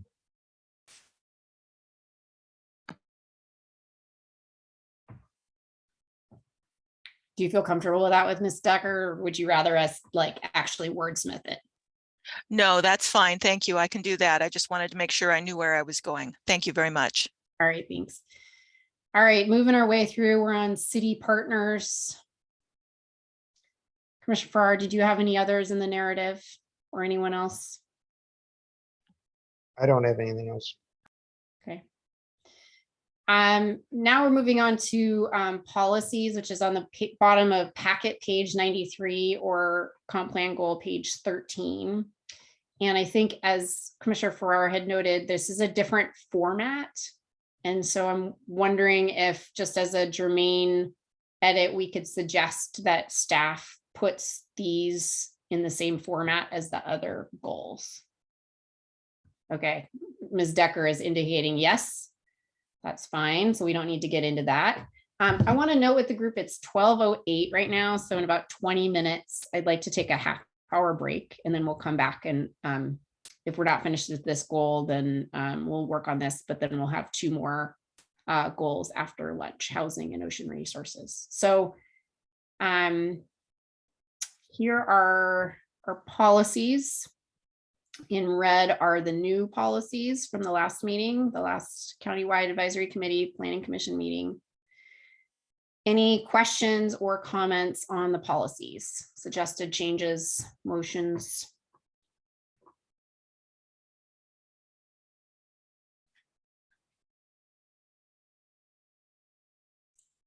I had a question. I think we talked about this last time, and I could be wrong, but on number 5, that's written in red, it says the county should. Didn't we discuss saying shall instead of should? Or was it should instead of shall? I'm not sure, because it should doesn't mean that they will, but should means that they should if they want to.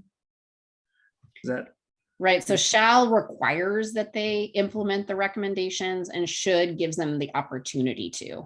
So I think from a financial standpoint, we've been encouraged, and just a capacity. If you go through these documents, oh my gosh, there's so much work to be done.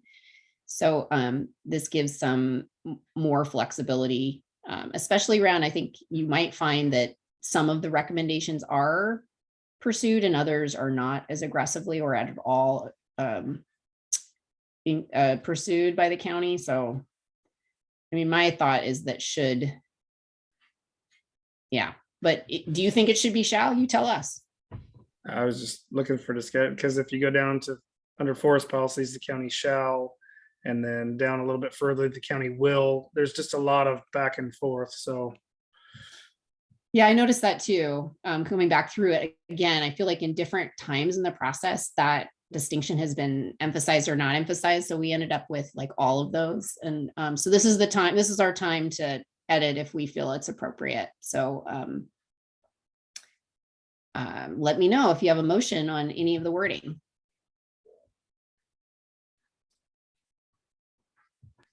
Well, I'd just say in general that I think it's good that we pick that kind of verb in there very carefully. And I think in the early days of this comp plan revision, we didn't, maybe some of us weren't thinking so much about the difference between those words. We were kind of almost using them synonymously, but it seems as though the way those words are used in a comp plan have great significance. And I think we went through and have been careful about that. So I was looking at that as I went through these policies and kind of went along with it, but there's always room for discussion on that, and just how much county resources should go into guaranteeing that they're going to do something or not. It is certainly worthy of discussion, but anyway, that's my take on shall and should and will.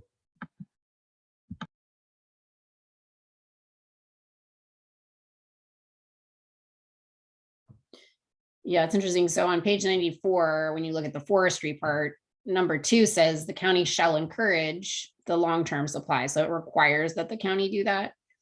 And then it says by doing the following, but then each of the points A, B, and C each says should. So there's like a little bit of a disconnect in using that language. the other thing that I brought it up was because just that goal 5, the county should implement the recommendation from the Housing Strategies Report of January 2019 and should pursue immediate short-term, and it goes on. But I mean, are we not already outdated from 2019?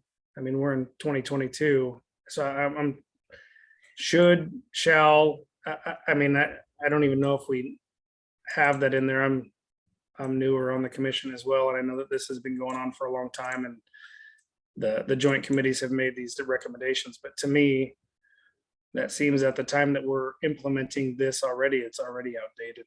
And that's just where this word started coming from to me. Yeah, the report, that's the date that the report came out, and we don't have a newer date. We don't have a newer report. So that's the one. And actually, I think we discussed this in the housing section, that the county hasn't even adopted that report. So, but that's, yeah, it's just that it's saying that the housing strategy report that was produced in that year. So if this is something that the county hasn't even adopted, why are we putting it in our comp plan that they would refer to it? Well, yeah, I'd be interested if Director Hendrickson is here, I would be interested in hearing from her, but I didn't even know, I had never heard of counties having to adopt things that the county paid for and did.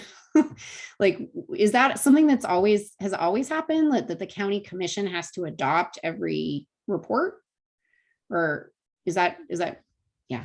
They're not required to adopt it, but if you want it to have meaning and teeth, it should be adopted. Just paying for something doesn't mean that it's adopted. It just means that you've paid somebody to do it. So for example, with the update to the strategic plan in 2020, we worked with a consultant out of Portland State University, and that final strategic report had to go before the board and be approved, even though they were the ones who agreed to have the taxpayers pay for the consultant. They are the ones who worked on the plan with the consultant. At the end of it all, they still had to approve the final plan and adopt it for it to really have any teeth and be implementable.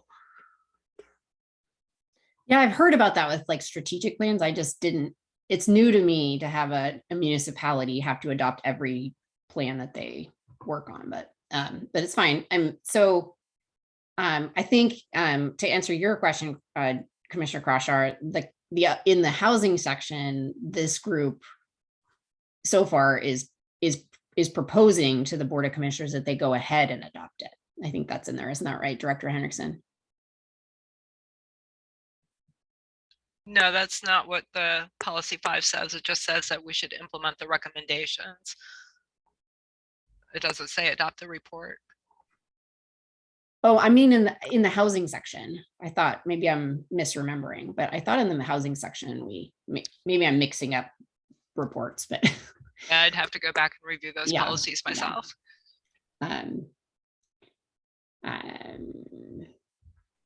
Well, anyway, okay. Commissioner Kroshar, do you have a motion around this policy?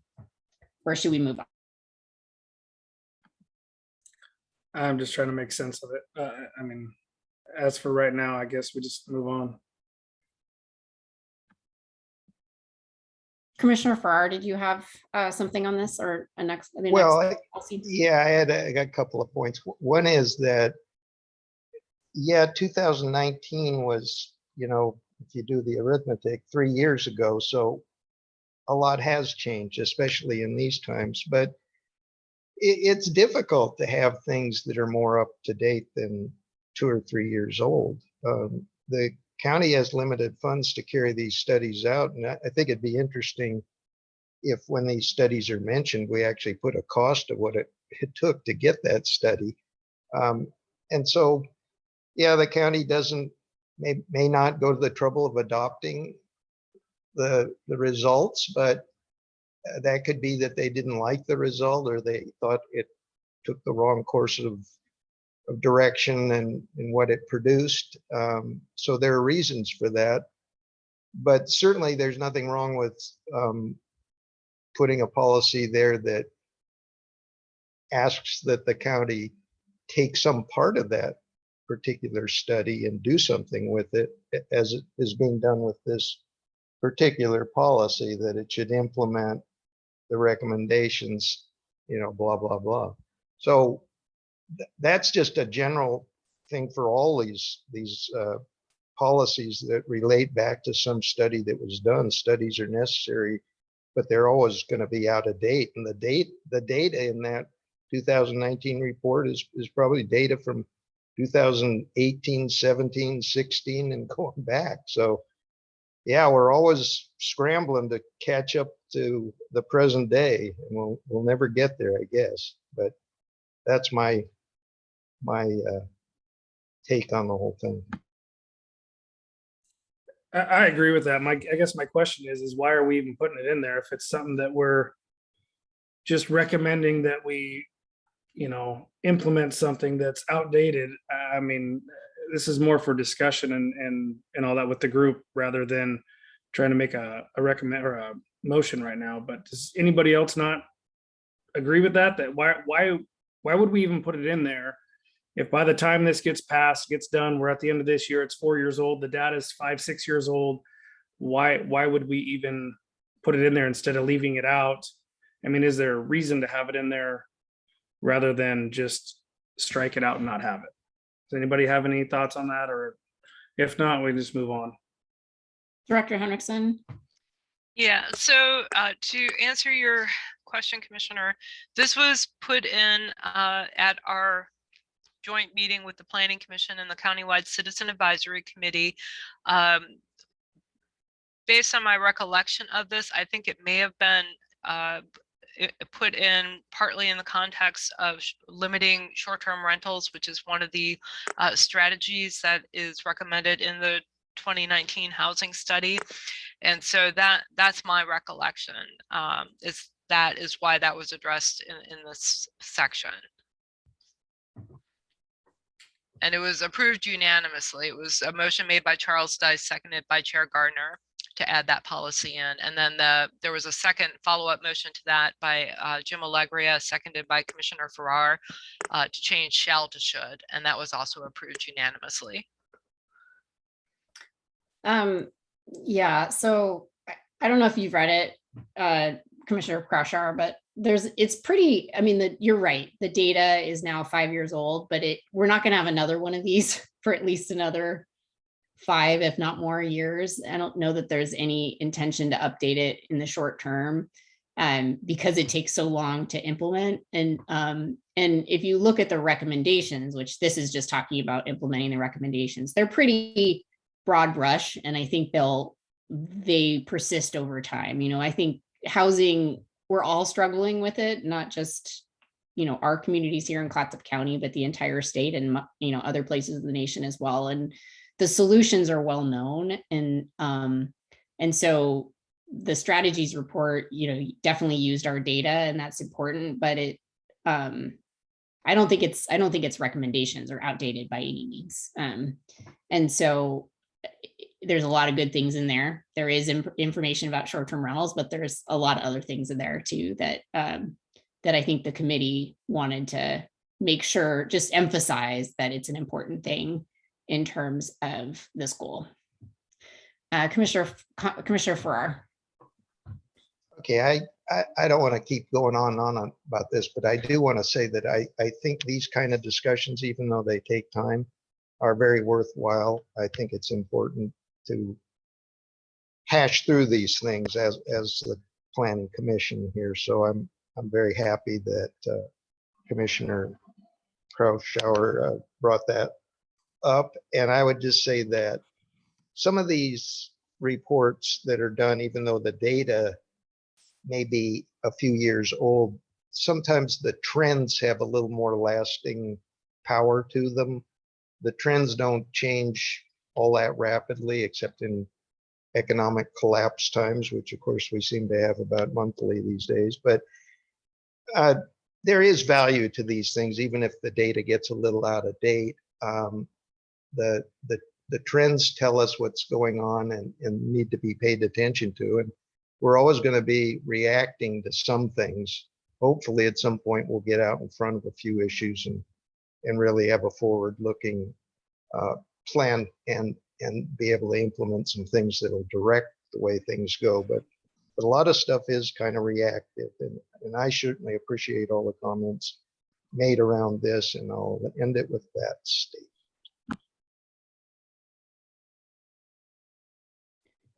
Thank you. Commissioner Kwong, did you want to say something? No, okay. Commissioner Powers. Yeah, well, I agree with Commissioner Krashar about the point in time on the survey when you had me, Commissioner Gardner, read the 2019 report when I first came on the board. What I found enlightening and educational were the recommendations, which were timeless.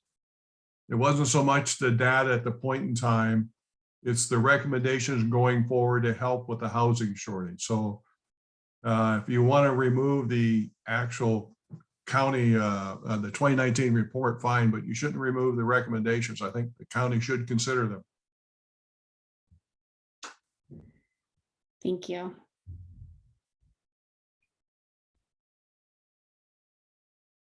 All right, I'm not hearing a motion to specifically change the wording here, but I'll give us a second in case somebody wants to. Otherwise, I think we should move forward.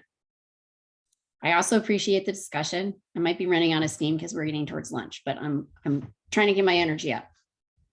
Director Henriksen answered my question, and the discussion was great. I think we should just move on. Okay, thank you very much. All right, so we've gotten, I think, through general policies, and we're now on forest policies and then marine policies. Any commentary, questions on these motions on changes?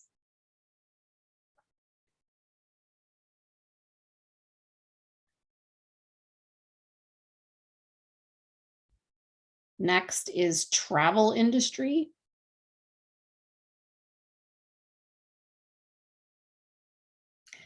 I'm noting we have two people in the construction trade on our commission here, and we did add a narrative section on construction, but I don't know if there's any policies. So if there's anything that I think there's a little bit in here under general, but if there's anything else specifically that you think would be helpful, get thinking.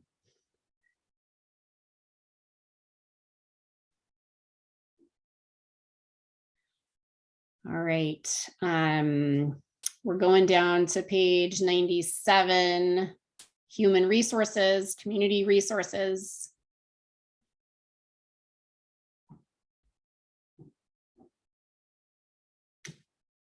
And then we're done. So page 99 is the end of this section. So any other final comments, questions, or motions?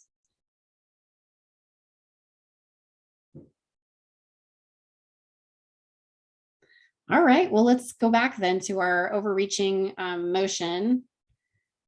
Let's see. We have made a change, a proposed change. So the motion that we can make, someone can make, is the Planning Commission recommends the Board of Commission adopt Goal 9, Draft 3 as amended. Would someone like to go ahead and make that motion?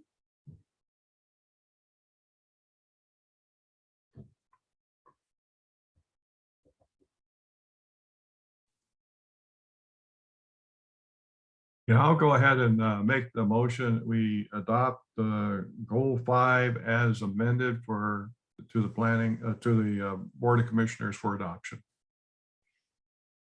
We have a motion. Do we have a second? Can we make that Goal 9? Yeah, thank you. Hold on. Thank you. I'll second.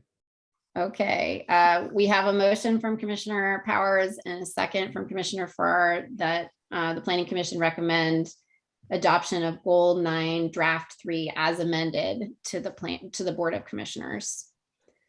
All those in favor, please say aye. Aye. Aye. All those opposed, please say no. The motion passes unanimously. Thank you. Oh, we're right on time here for lunch. So it's just 12:30. So I'm gonna go ahead and we'll take a 30-minute break for lunch. We'll be back at 1 o'clock. Here. All right, thank you, everyone. We're still on agenda item number 4 for the Clatsup County Planning Commission for Tuesday, May 10th, 2022. We're looking at economic development. Sorry, we're on goal 9, economic. Oh, no, wait, we just finished up goal 9 and we're moving on to goal 10.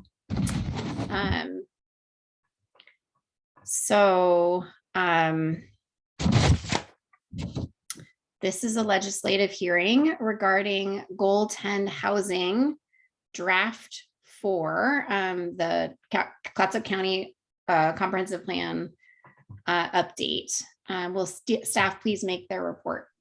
Yes, thank you, Chair Gardner. Goal 10, as stated, deals with housing. It is strictly focused on housing and particularly housing needs in the unincorporated area.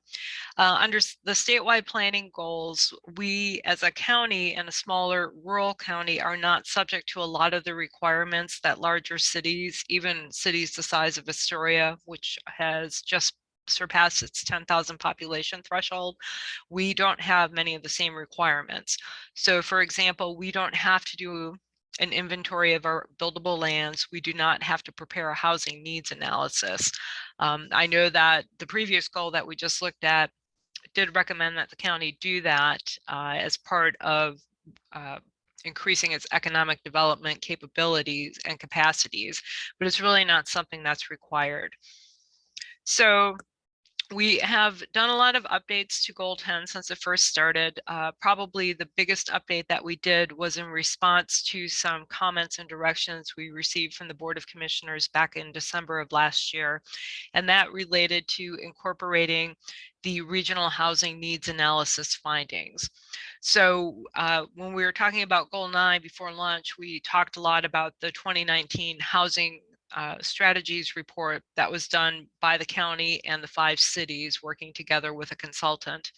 And that information, as we discussed before lunch, was probably a little bit outdated and probably has changed significantly since the pandemic started, and how we work and where we live has changed quite a bit.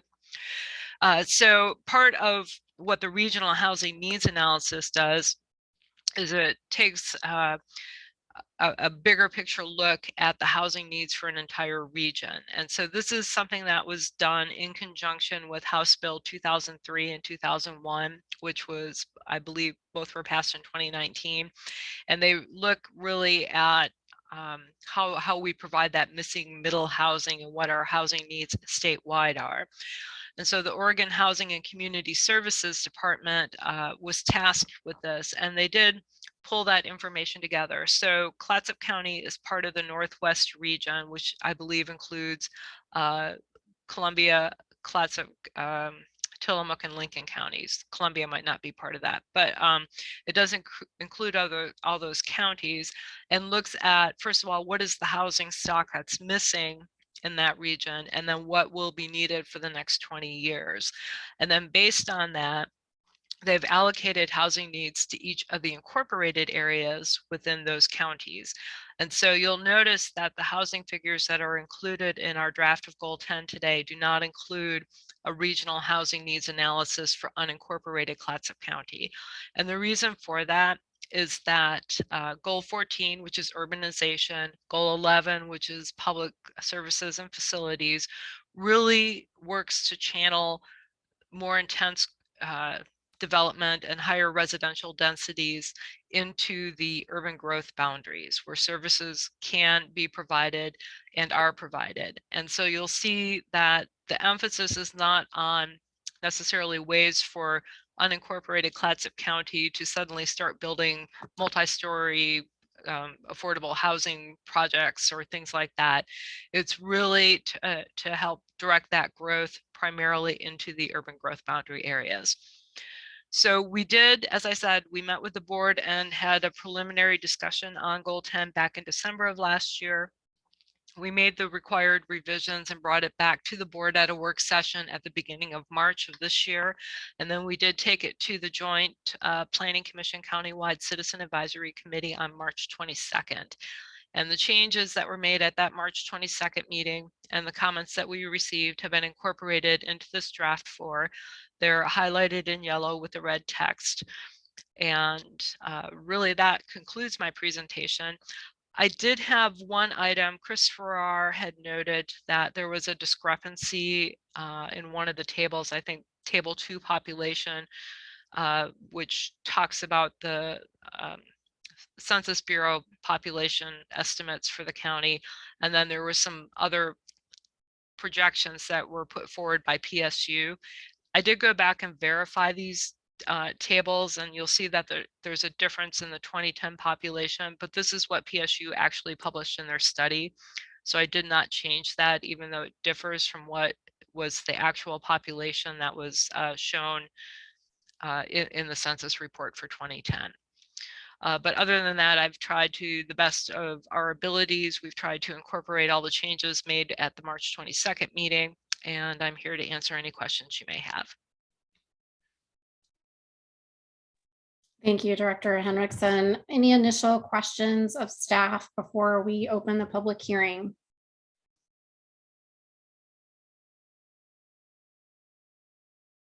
Hearing none.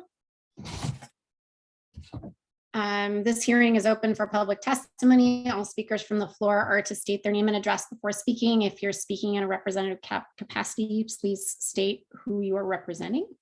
Limit remarks to 2 minutes. Is there anyone who's interested in speaking in this public hearing today? Hearing none, public testimony is now closed and discussion is open for Planning Commission members. I'd like to point out that in the packet here, the document starts on packet page 262. And again, we're going to be walking through that step by step. And at the end, we'll make the overreaching recommendation to the Board of Commissioners. Any initial questions, comments before we move through the document?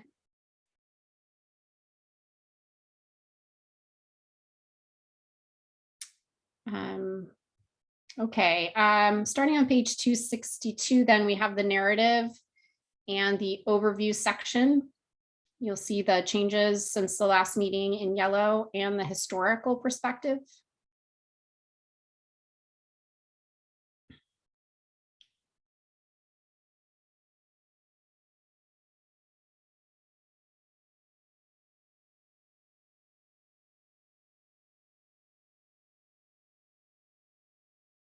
I'll just note in the historical section, again, it's like there's a lot of emphasis on two particular sectors of our economy, but not the others. But I don't know that it's worth changing at this point, but we still have that kind of heavy focus.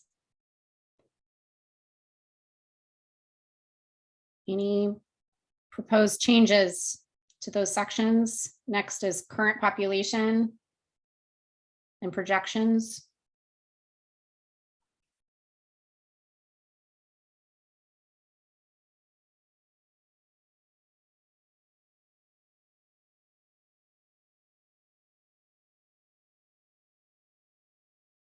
And then page 270, the Clatsup County housing need.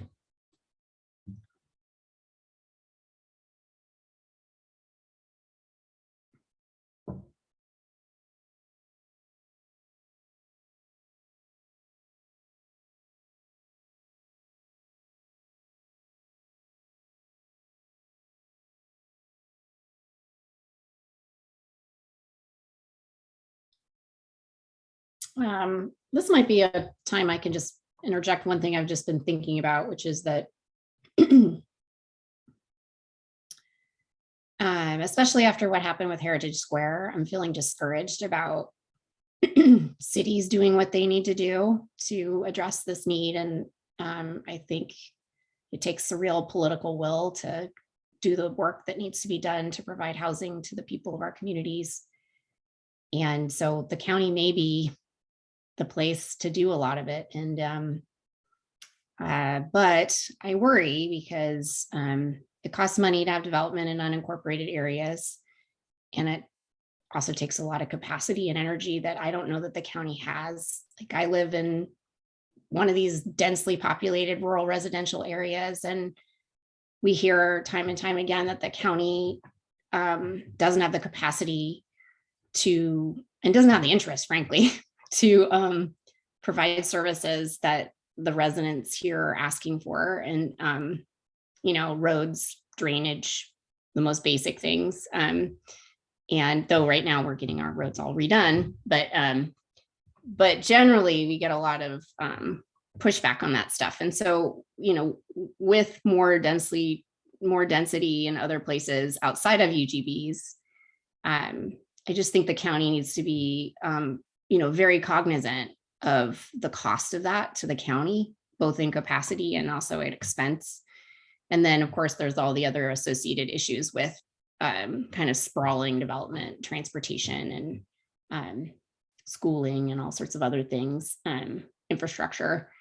But it's just something that I am constantly thinking about. And when I'm looking at this stuff, it's like we have this need for housing, but then we also have this issue of the cost, capacity, infrastructure expansion that it costs. So, you know, I think to me, it makes sense to really keep kind of staying at the edge of cities, you know, talking with cities about UGB expansions for specific projects that are specific to especially workforce housing and affordable housing. We shouldn't have kids living in cars in our cities. And so anyway, I've just been thinking about those things, and I appreciate everybody, you know, the commission has been having some thoughtful conversations about this stuff.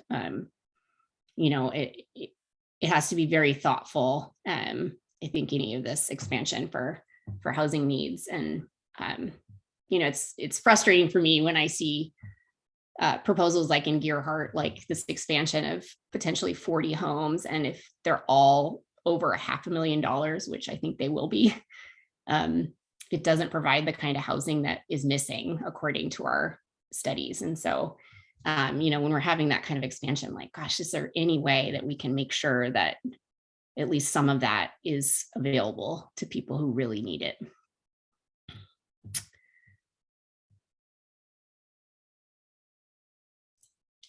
And Nadia, on that, Yeah. I'd like to add in, because I'm struggling with this as well. As a builder, as a member of this community my entire life, I have employees, I have friends, I have, you know, coaches that we have coming into the schools to coach. Everybody is looking for affordable housing. Everybody. And I get asked, and I'm sure Carrie does too, we get asked this all the time. Why are houses so expensive? We can't build them any cheaper right now. I mean, it's not even, we want to, and we can't. Maybe if we were, you know, these giant housing developments that are going in like Hillsborough area, where you've got one developer building a couple hundred houses and they have the buying power that none of us have. And even if we put all of our powers together, it doesn't happen. I mean, I'm currently building, and I know Commissioner Johnson is too. I mean, we're building houses that are 1,700 square foot, and our cost to acquire the land, to get permits, to do the infrastructure, and to buy all the materials and have them done are well over the affordable housing pricing without even making a profit. We're entitled to a profit, right? I mean, everybody is, that's why we're in business, but we're having, it's not anything that we're doing here in the county. It's, you know, we have to have places more available to build, but it's a common problem, and it's all over the place. It's not just because, you know, I mean, the thing you brought up, the thing in Gearhart, well, every one of those houses in Gearhart, all 42 or whatever was proposed, are going to be single family dwellings where either they're lived in full time, or the people have the opportunity to have them as a second home. But there will be no vacation rentals there. And you're right, they're probably not going to be affordable for people with minimum wage jobs or just starting out in life. The opportunity for that is just, it's really tough. And I wish we could come up with something to make it better, but it's not going to happen unless the supply chain is corrected moving forward. Yeah, I really appreciate that, Commissioner Kroshar. I recognize that I have a lot of friends who are in the building trades, and just the supply chain challenges right now, just getting the things you need, like a window. And then of course the cost of land and other things. I really appreciate it. I'm like, we've got to find some solution though. Like, how do we figure this out? You know, I bought my house for $350,000 at the peak of the market back in 2007. Right before the crash, unfortunately. And for us, it was such a huge stretch, and we're not minimum wage workers, we're professionals. And now the house behind us just sold for 600. And like, we couldn't buy, like, you know, even professionals can't buy houses in that price point. And so, you know, it's like, we've got to figure out, you know, whether it's, you know, building more. I don't know what the solutions are. I'm not an expert in it, but I'd love to see some creativity around it to make it possible. No views would help, maybe. I don't have a view, but not as close to the ocean will be definitely cheaper.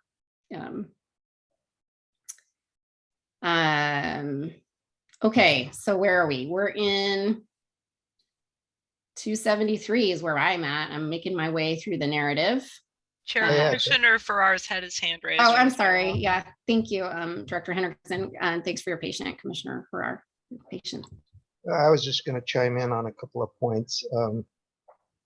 One, I agree that houses are built for the cost that they cost at the time, and cost is high. And all this talk about somehow building more affordable houses doesn't make a lot of sense to me. It's at the wage end. You need to have people get better paying jobs in order to be able to afford the cost of living that's here in Clatsup County, apparently. So it's a circle and we're chasing our tail. I understand that, but it's unrealistic to expect prices of homes to be substantially less than what they are. I did have a thought though for more housing, and I know it's been taken up recently by the Board of Commissioners, but I'm not sure what the outcome is. And that has to do with ADUs in the unincorporated areas, and the potential that has to at least provide some place for people to have a roof over their head. I know there are problems with pushing more people out into rural areas, but it does give people in rural areas that may not have a great income themselves some potential for renting an ADU to somebody. That's one way the housing cost, some lower cost houses might be made available. But I had a nagging question as I looked at some of the tables in this section of the goal that are where that housing study that was done regionally, and then they distributed the housing need to the various cities within our county, and I suppose the other 3 counties involved in the region. And so if you look, for example, on page 268 of our packet, Astoria, Cannon Beach, and Gerhardt are shown, and the other cities on the next page. And for each of the cities, it shows the number of units that this study shows are needed by, I think, 2030. And I was kind of astounded to see that the need is shown to be the most for the most costly for the people with the high income. And I keep hearing that it's people with marginal incomes or lower incomes. You know, I'm not saying the work they're doing isn't valuable, but they're not paid very well. I thought those were the people that were really having a difficult time finding a place to live here. The people that are wait staff in a restaurant, or they clean rooms in a hotel, or something related to the tourist industry. And yet each of these tables shows that the most units that are needed are single family detached homes for people with median incomes of 120% of the median income.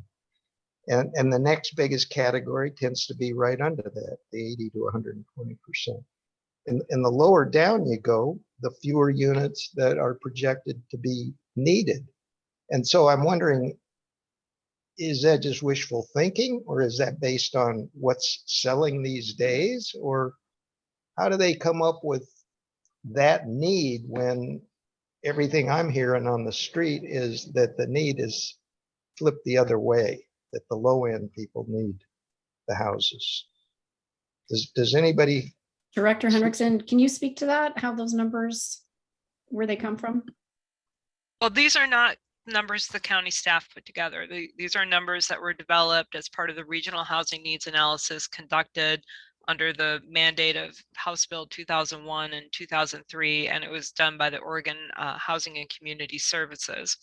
So if you look here, the median family income outside of non-metro areas was in 2022 is 71,800. So 120% of that is roughly, and I'm not a math major, but I think it's like 86%, give or take, or 86,000, give or take, somewhere in that field.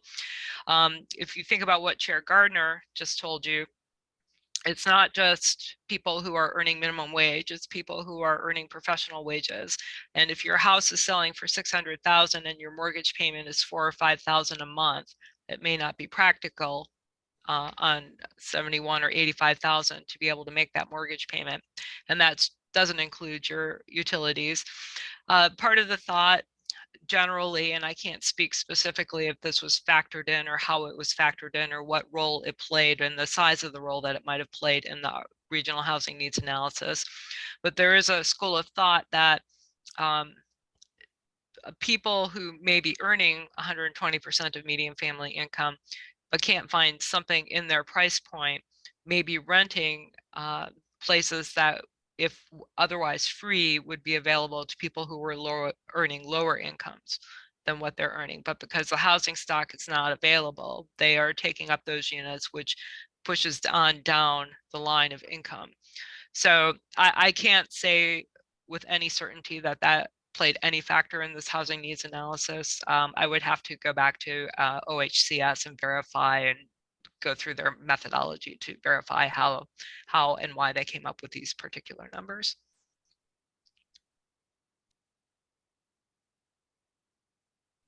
I appreciate that answer, and I understood these weren't numbers that were generated here by county staff. I don't know if you'd feel comfortable adding a couple sentences that say it's possible that by building houses that would be affordable by higher income earners in our county, we might free up some less costly housing that's rented right now by them and free it up for other people. It seems like that would be a pertinent piece of information maybe to include in the narrative section. But I'm not going to make a motion around that. It's just a little clarification here, I think, would help a lot of people that might look at this in the future to understand what its real meaning is. Just anecdotally, I do hear from professional friends that there are quite a few that I know that are renting because they cannot afford to buy something. So like just anecdotally, that does make sense. Is like if they were able to buy something, but then of course rent is just outrageous. So it's not a natural thing that lower income people can move into those places if they've been rented for thousands of dollars. Yes, Commissioner Crashar. And then sorry, after that, Commissioner Kwong. I believe he was before me. Go ahead, Commissioner Kwong. Yeah, I had brought this idea forth before, but I don't know, didn't seem like was very well received, but or very well articulated. But the idea of intentional community is what I'm really interested in.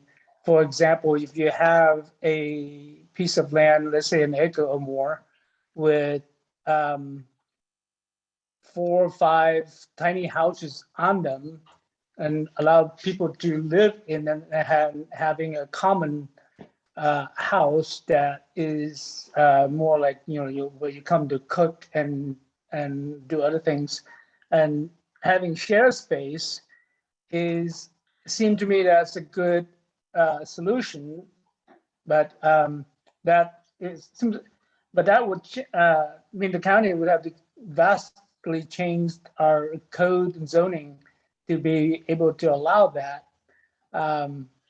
But yeah, I guess that's an idea, kind of an ideal world in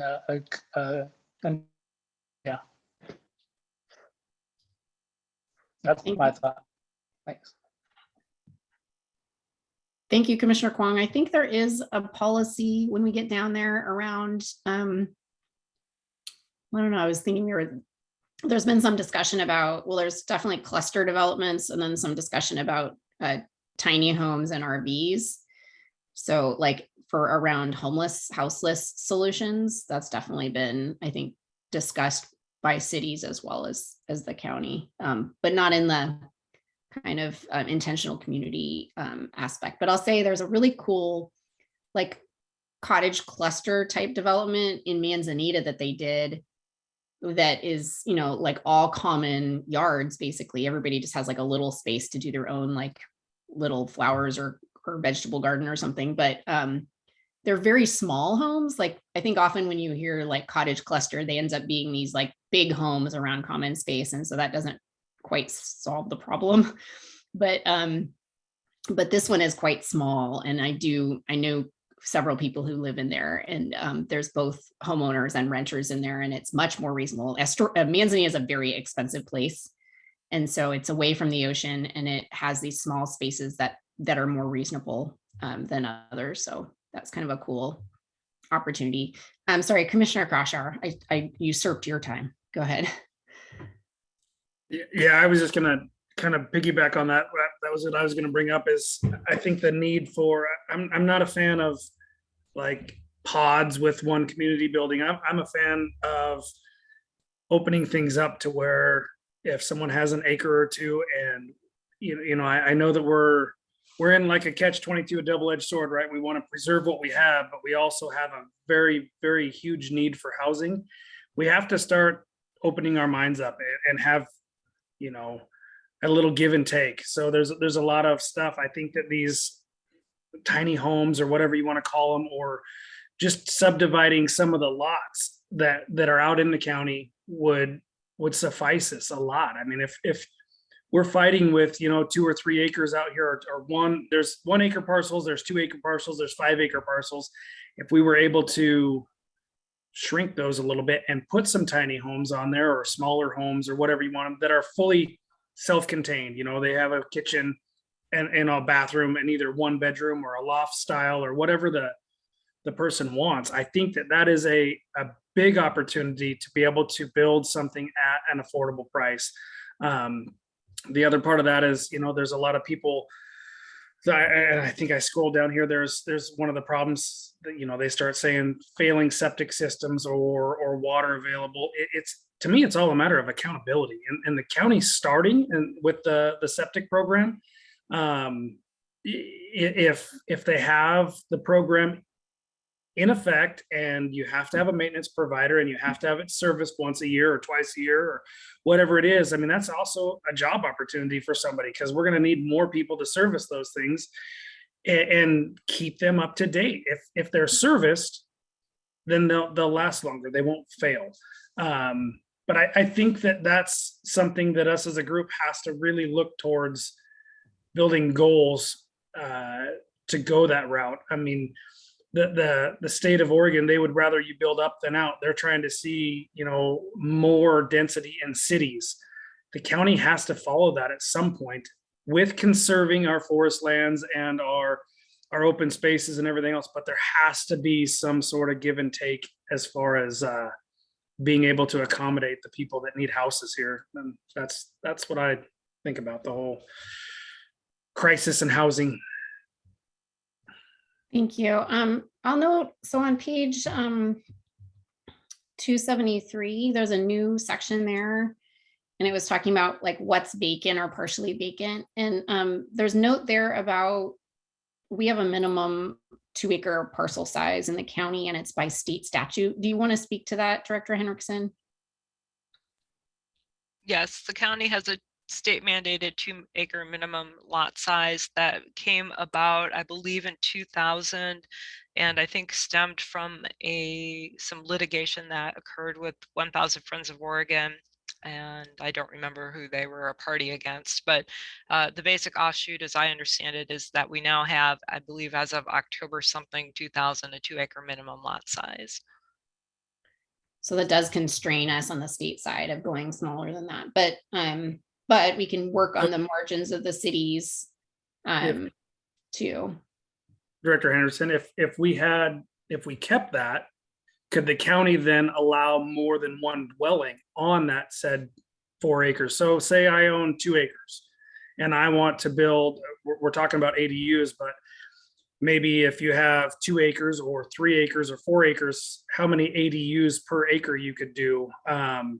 This goes to, if I'm going to buy a house for, well, I was just looking here a second ago, a $350,000 house is about $22,000 a year in mortgage at 4% without taxes and insurance. But if I'm going to build a little bit bigger house and be able to rent 2 or 3 ADUs full-time, not vacation rentals, I mean, I'm talking full-time residences, that would be like a conditional use in that.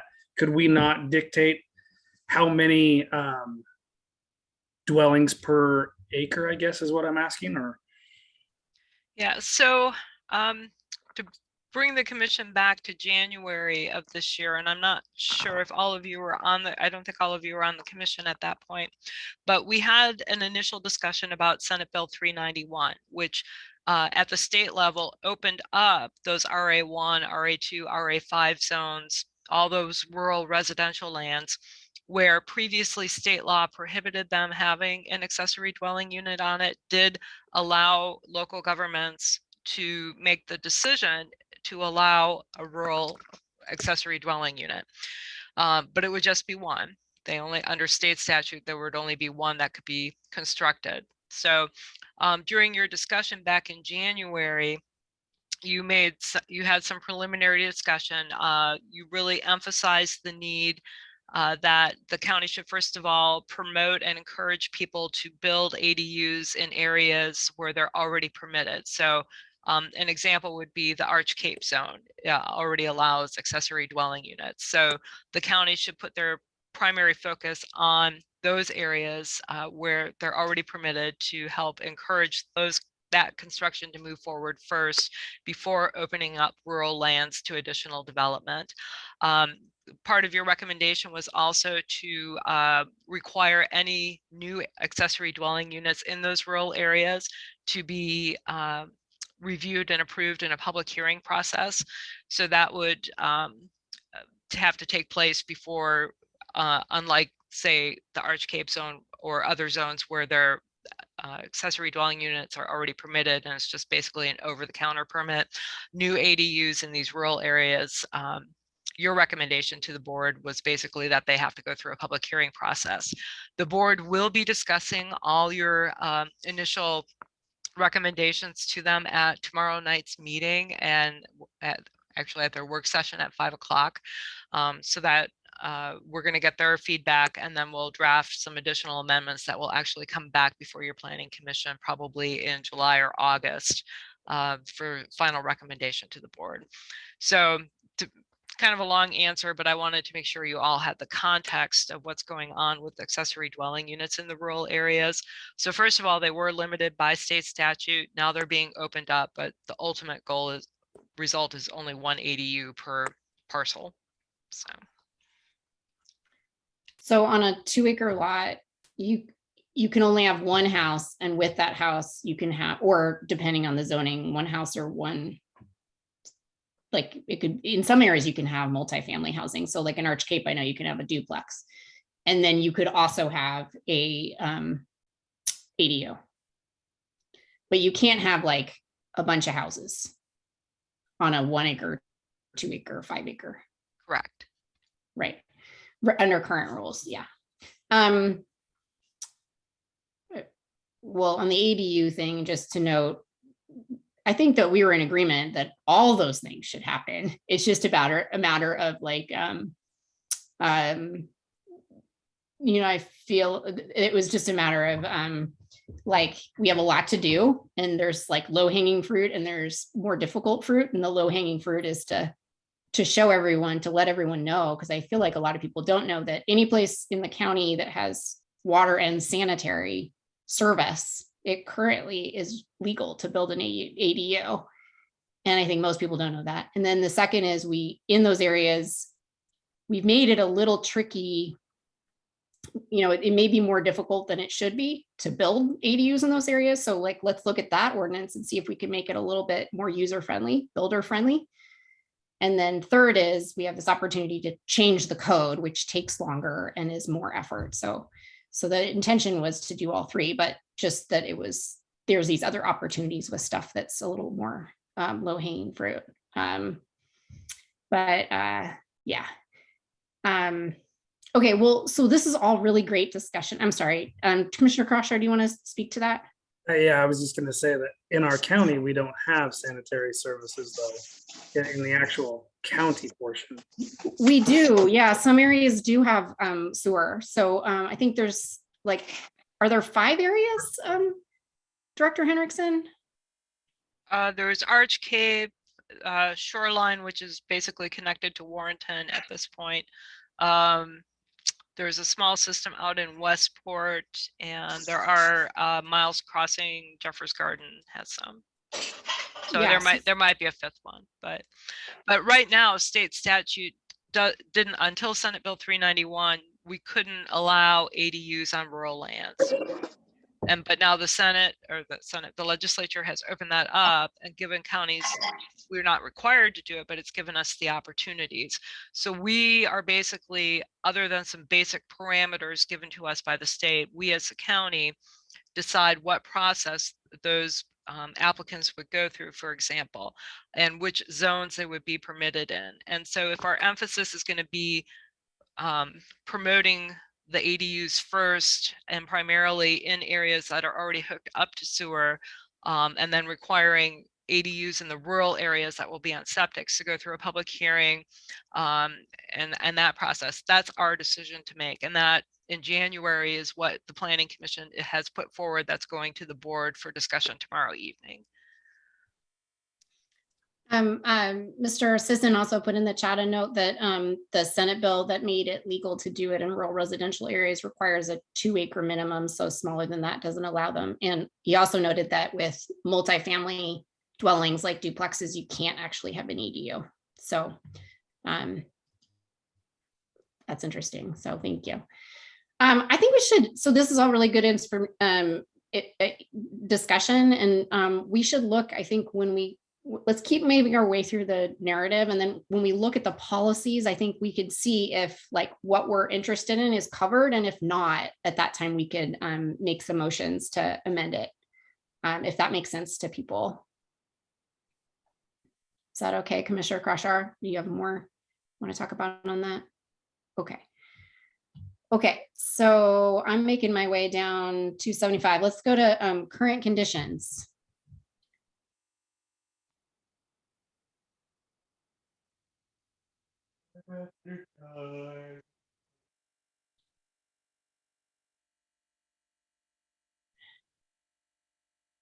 There is a section here on the septic systems. I think we had talked briefly on that, page 280.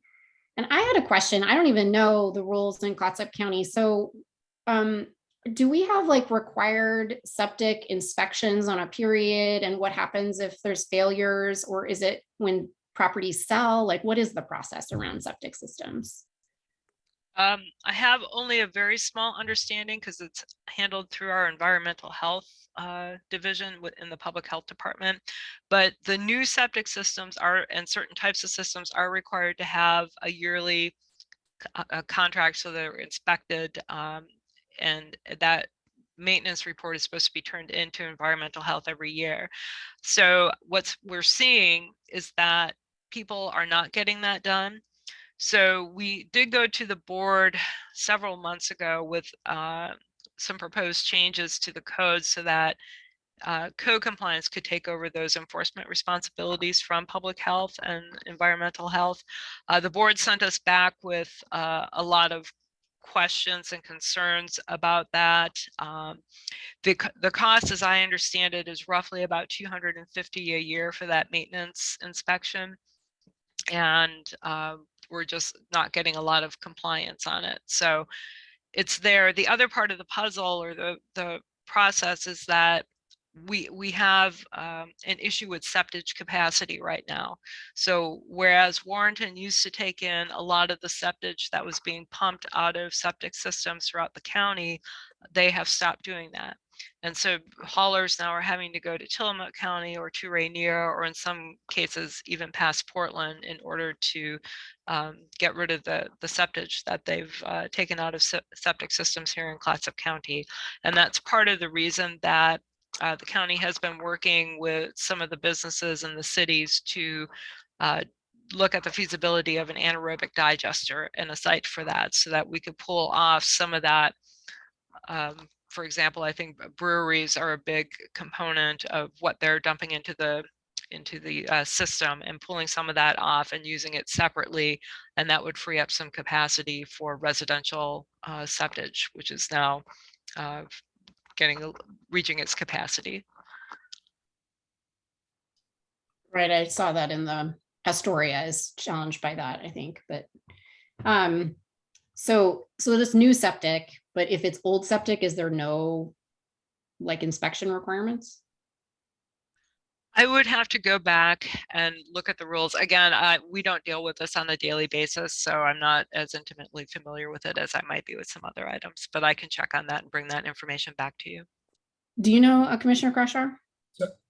I am a certified septic installer in this county.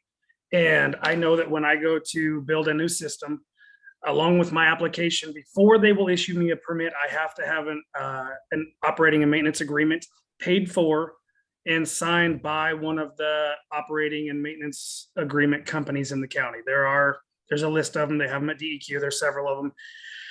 It ranges, $250 to $350 per year. When I build a new house and I send it in and I get it all done, once, I have to submit a plot map that says I have to dig a test hole. They have to come out and inspect it. There's 2 test holes on the property for a primary and a secondary system. So if the first one fails, you have to have room for 2. They come out, they inspect them, they certify you, they make sure that your plot map is away from the property lines, away from any wells, away from the houses, everything else. So then when you build said septic system, they come out and do a final inspection. They issue a final permit.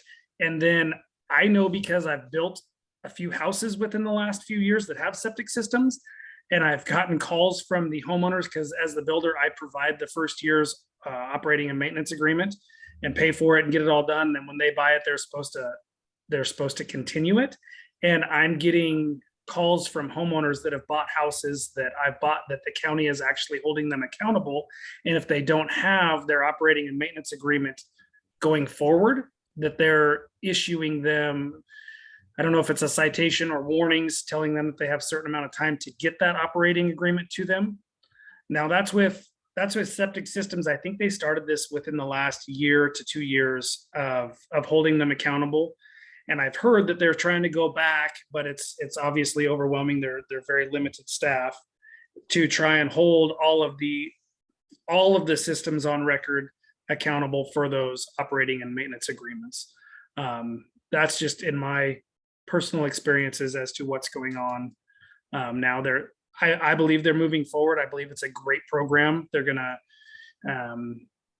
make sure that people are being proactive instead of reactive when these systems are failing and overflowing and failed. Rather than being an emergency, they're holding people accountable for inspecting them once a year. So Thank you for that information. That's really important.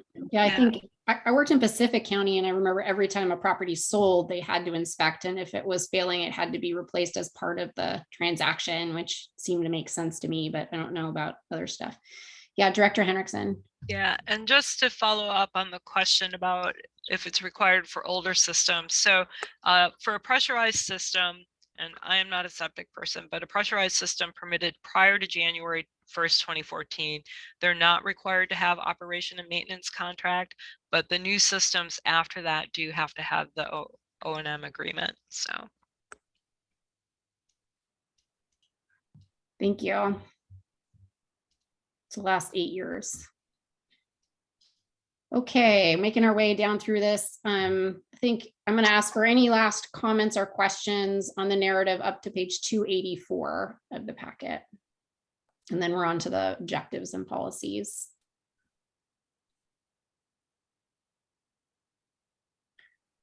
All right, let's move on to the objectives and policies. First is urbanization and development policies. Any questions, comments, proposed changes?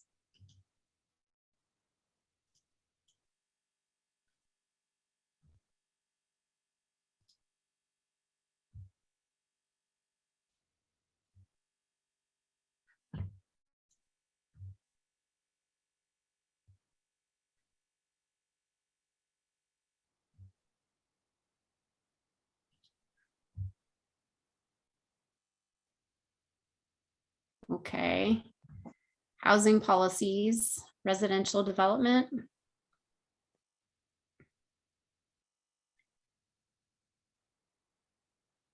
So I see under policy C, Clatsup County shall encourage planned developments and subdivisions to cluster dwelling units.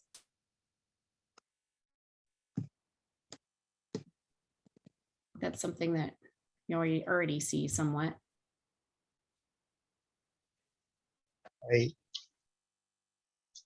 Yes, Commissioner Farrar. I had a couple suggestions on this category here. Okay. One is that a policy in a different category be more appropriately possibly put in this section. So I'd like to, I guess the best way to do it is to put it in here. I'm referring now to housing rehabilitation.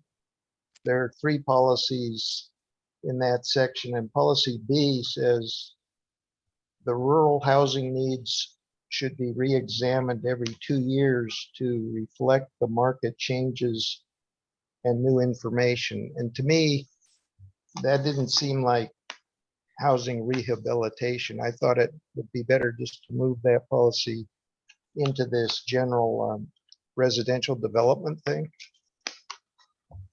Director Henriksen, do you have background on why that's in that section? I'm trying to find which section. Page 288. It's on page 288 of the packet, or page, well, I can't see the page numbers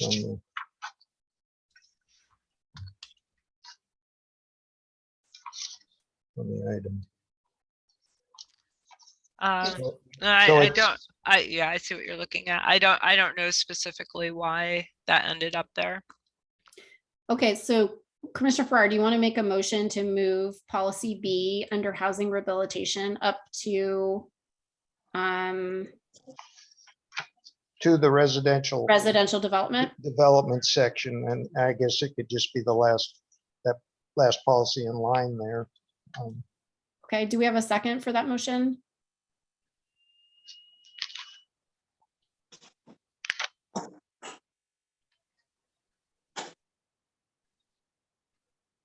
Are we awake?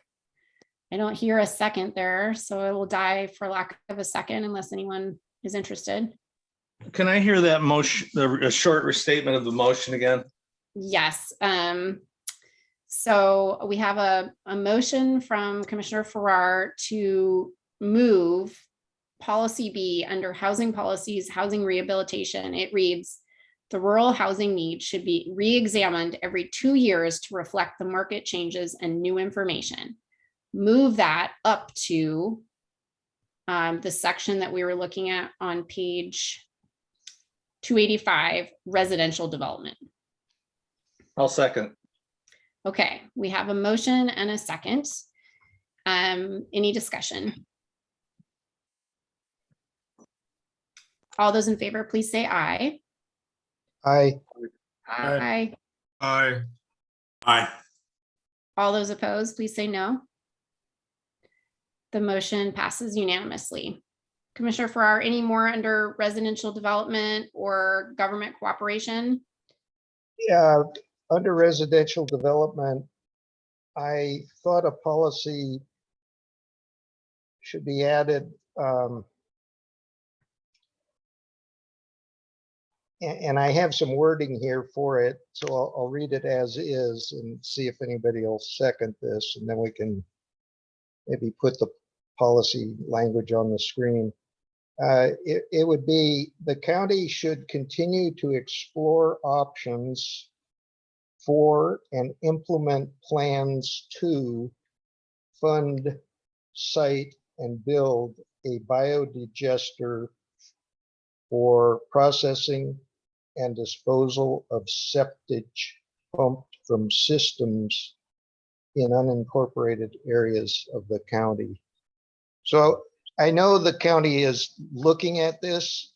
I just feel it should be a policy that we should stay on it until we have a county facility that can handle the septage generated in the unincorporated part of the county.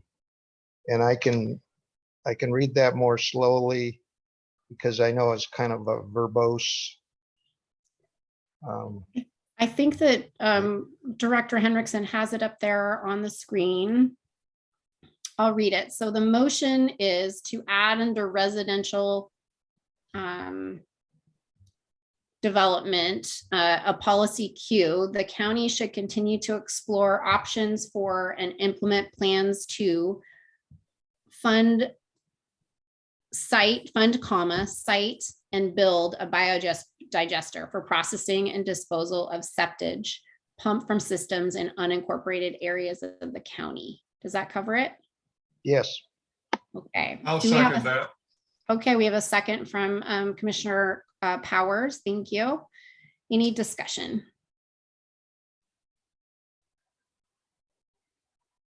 I'm all for it. Okay. Okay. Yeah, Commissioner Crosshire is like, yes, easier. Okay, all those in favor? Oh, sorry, Commissioner Kwong, are you in favor? I have a question first. I guess for the discussion. So what happened to the final product of once the biodigester has done its work? That's Good my question. question. Good question. Director Henriksen? Again, I'm not a biodigester expert. I think that they're trying, part of the feasibility study is what they can do with that, if there's a way to be able to burn or utilize some of that digesting process to generate electricity. What happens with any of the sludge that's left over, I don't know. I would have to find that out and get back to you on what they do with the remainder of what's left. I think some places sell it or give it away for fertilizer. Seaside has something similar to this already that they've used. It creates a puck, from what I've heard them refer it to, when it just burns it down and condenses it down. I think that I know a couple of guys down there and we've had vague conversations. I think that they can be used as fertilizer in certain areas and spread out. I haven't heard anything bad towards it in Seaside other than the machine smashed one of the guy's hands at one time. That's the only thing bad that I've heard them talk about it when they were in there trying to work on it, but that's it. Okay, all those in favor of the motion, it's to add policy Q to residential development, I think, residential development. The county should continue to explore options for and implement plans to fund, site, and build a biodigester for processing and disposal of septage pumped from systems in unincorporated areas of the county. All those in favor, please say aye. Aye. Any opposed? The motion passes unanimously. Thank you. I wanted to note what's now policy O says Clatsup County should consider allowing tiny homes in residential zones that follow the standard rules. So that is in here already, as I thought it was here. That was added in the last CAC meeting. It still have to be under the state rules. So a little tricky, but I know they've been exploring it in some of the cities too, like Warrenton. Anything under governmental cooperation and coordination? You have those policies at the bottom there around ADU.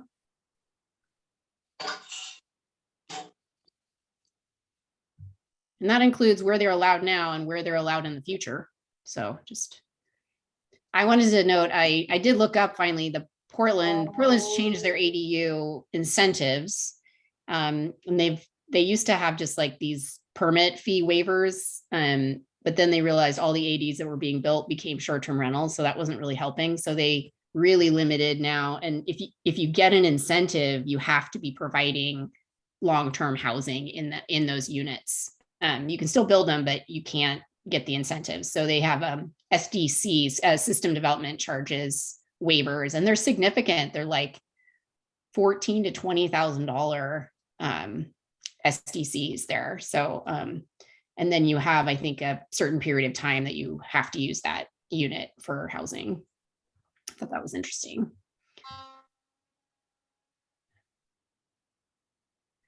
Okay, the next section is Clatsop County Housing Strategies Report. So this is actually specific to the report itself that we've been talking about.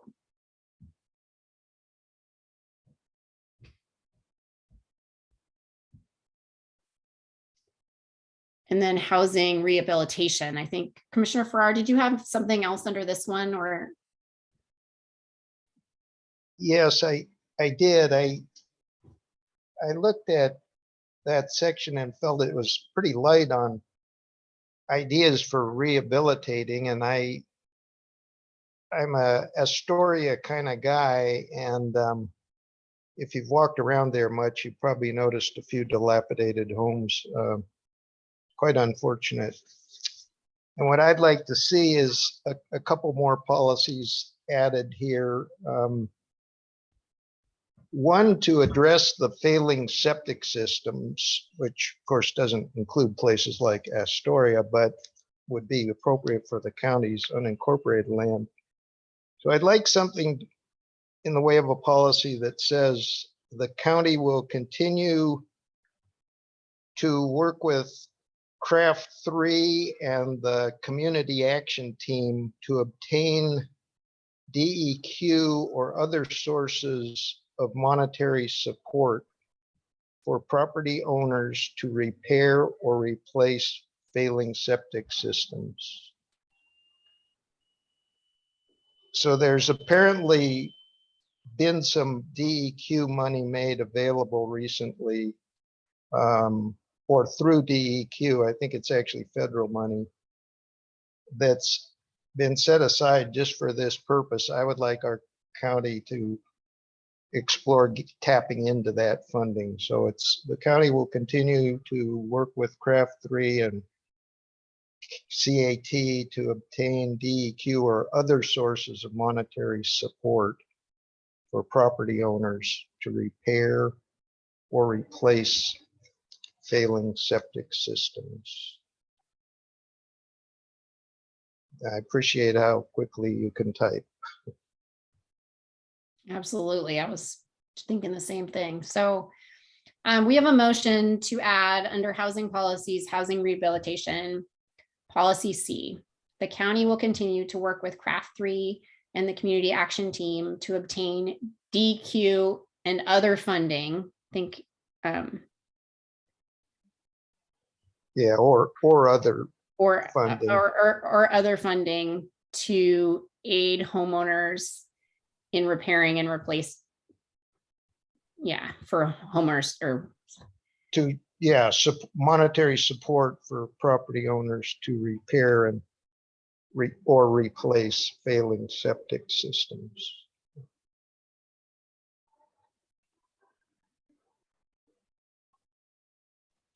Still doing a little wordsmithing here, but I think people get the idea.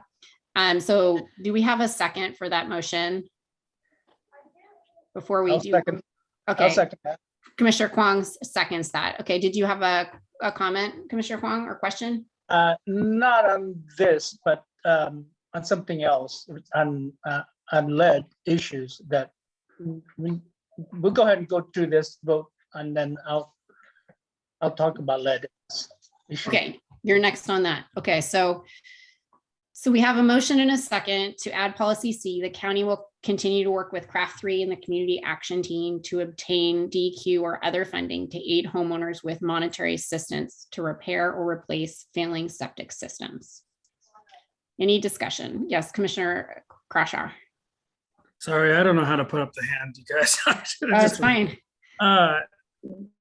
My question is why Craft 3? Craft 3 is a lender, correct? Yes. No, my only thing is putting something into this. I don't think we should state a specific company. I think that we should be open to all and not just state that in a county document. Oh, well, that may be appropriate. The reason I put that in there is they're mentioned in the narrative section, I believe. And so there's been some ongoing work with Craft 3 and community action team. So I just thought, I'm acknowledging that the county is working on this to a certain extent, and to just keep doing it, but do it better. I would be willing to agree with this. I just, if we take out a specific company name. The community action team is totally different, but Craft 3 is a for-profit company that, I mean, in my opinion. Okay, well, I didn't even know that, so I appreciate your comments, but I'll leave it to others to discuss their points of view. Director Henriksen, did you want to make comment on this? I just wanted to give a little information about the DEQ funding. DEQ did get ARPA funds, and they did basically a call for interest to local governments and appropriate agencies to see what type of projects funding would be used for if it were made available. And so the county did respond to that request for information, detailing basically where we have failing septic systems. We have whole subdivisions where septic systems were basically installed at the same time and will likely all fail at the same time or begin to fail at the same time. The decision by DEQ is that the funding this go around would be available only to areas that suffered through wildfires in 2020. And that would be where the money would be lent. So we will not be eligible. If they have any funding left over in the fall, they'll do another call that the county may be eligible for. But right now that money is earmarked for wildfire recovery response. We also contacted Craft 3 as part of that process, because we were interested in putting together basically a continuum of funding where if we were to, as a county, to get DEQ funds, we would want to do that as grants to the people who could least afford the repair or replacement for their septic systems. And then as people transitioned up the financial scale to be able to transition them over to Craft 3, either partly using grant money from the county or having them completely go through Craft 3 for low interest loan. Craft 3 wasn't too interested in the grant part of it, not even as a pass-through type of situation. They were strictly focused on their loan products. We also have worked with Community Action Team, who is much more interested in the grant funding, but again, it won't be available until the earliest at the fall of this year. So that's the background on that. Thank you, Director Henriksen. What I might suggest is that we just make it more general and remove both Craft 3 and Community Action Team and just say the county will continue to work with partners to obtain DEQ or other funding. So it just keeps it more general so that we have like a focus on the septic issue and getting money, but doesn't identify the entities that they're going to be working with. Does that make sense? Okay. That's fine. I accept Okay, that so we'll do a modification. friendly amendment from the person who made the motion, Commissioner Farrar. And Commissioner Kwong, are you okay with that change as the person who seconded? Yes. Yes. Okay, any other discussion on this motion? Okay, all those in favor, please say aye. Aye. Aye. Any opposed? Aye. The motion passes unanimously. Thank you. Commissioner Kwong, you're up. We had owned a house in Portland, and we did when we started having kids, we applied for the lead abatement program in Portland, and I guess through the county there, and they came out and replaced all of our windows for free through a federal grant program. So when we moved out here and we did a lead test on a house, and it was positive, but we couldn't get any funding because the county did not participated in the program. The only way that we could have done anything was once a kid tested high for the lead level, then they can step in and do something about it. So I'm wondering if that money is still available and maybe the county can participate in that program, especially under the housing rehabilitation section. Director Henriksen, has there been discussion about lead abatement in the county? I'm sure it's a problem in some of our older cities for sure too, but There may have been, they would have probably been conducted in the public health department. So I would need to check on that and get back to you with that information.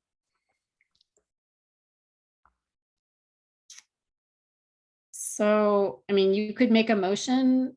I wonder, I mean, it would be good to have additional information before an additional section was, an additional policy was here, Commissioner Kwong, but you could make a motion to add some exploration policy if you were interested.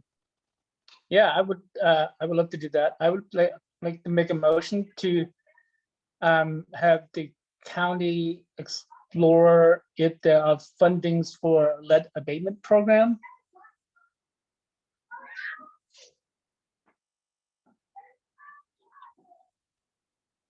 All right, we have a motion to add policy D under housing rehabilitation. The county should explore funding options for a lead abatement program.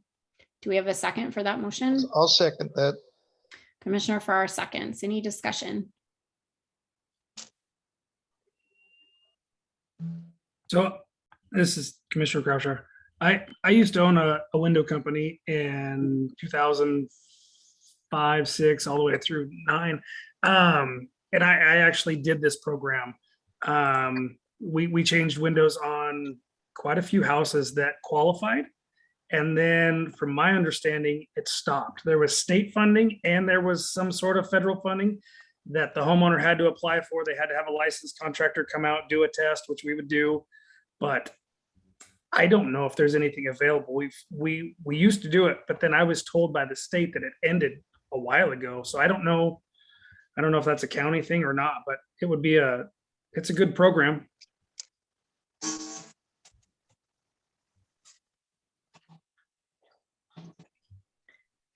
Thank you. Any other comments or questions? We'll go to a vote. All right, all those in favor of this policy, please say yes or aye. Aye. Aye. Aye. Any opposed? Please say no. The motion passes unanimously. Commissioner Farrar, did you have any more comments for this section or can we move on? I thought it might be appropriate to add a policy that the county should explore funding options or support to homeowners that want to improve the insulation of their homes for energy conservation and reducing the cost of primarily heating where we are. But so the county should explore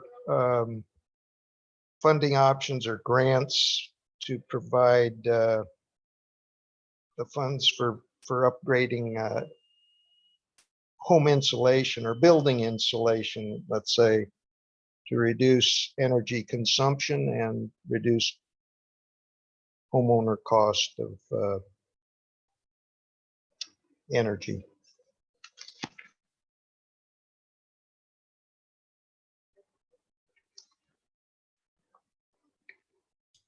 We have a motion under housing rehabilitation to add policy E. The county should explore funding options or grants to provide the funds for upgrading building insulation to reduce energy consumption and reduce homeowner costs of energy. Do we have a second for that motion?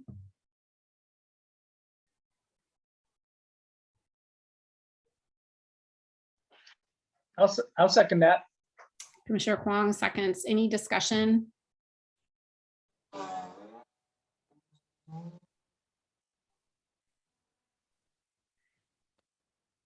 So I think this is in the category of trying to keep homeowners in their homes. And one of our biggest expenses, well, one of our expenses as homeowners is heating and, more and more cooling, not in my house though.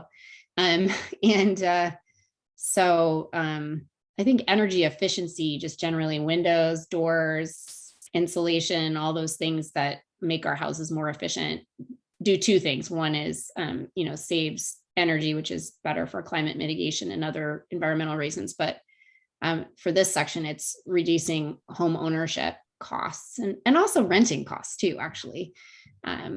So I do think it is important in that, that core goal that those people are in homes, are able to stay in their homes, and especially for people on fixed incomes or limited incomes.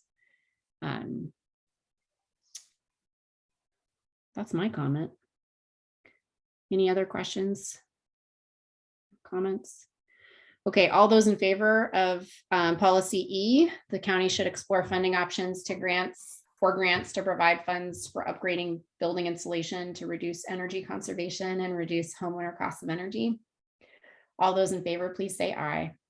Aye. Aye. All those opposed, please say nay or no. The motion passes unanimously. Okay, unsheltered persons, last policy section, really important one. I think up to now we've kind of left a lot of this work to the cities, but we certainly have a role to play as the county, and things have changed the last 3 years for sure. Any motions, any additions, any conversation around these policies? I'll note we added policy D around RV use, and we did discuss this as a commission a couple years ago, and we were worried that RVs do provide important transitional housing for people in unsheltered situations, and it feels like it's grown exponentially. I think it has grown exponentially, but it's been happening for a very long time. I lived for a moment in my 20s in California, and there's a huge RV living culture actually down there. But I think we had said we were worried about it being kind of scattered throughout the landscape, and especially the garbage and sewer issues that might ensue as a result. But things definitely have changed since we had that conversation. So I think it is important that we again revisit that topic as a county and also as a body.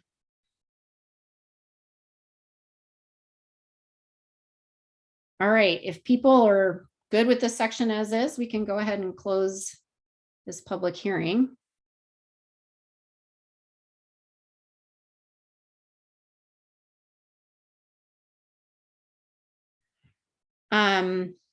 All right, so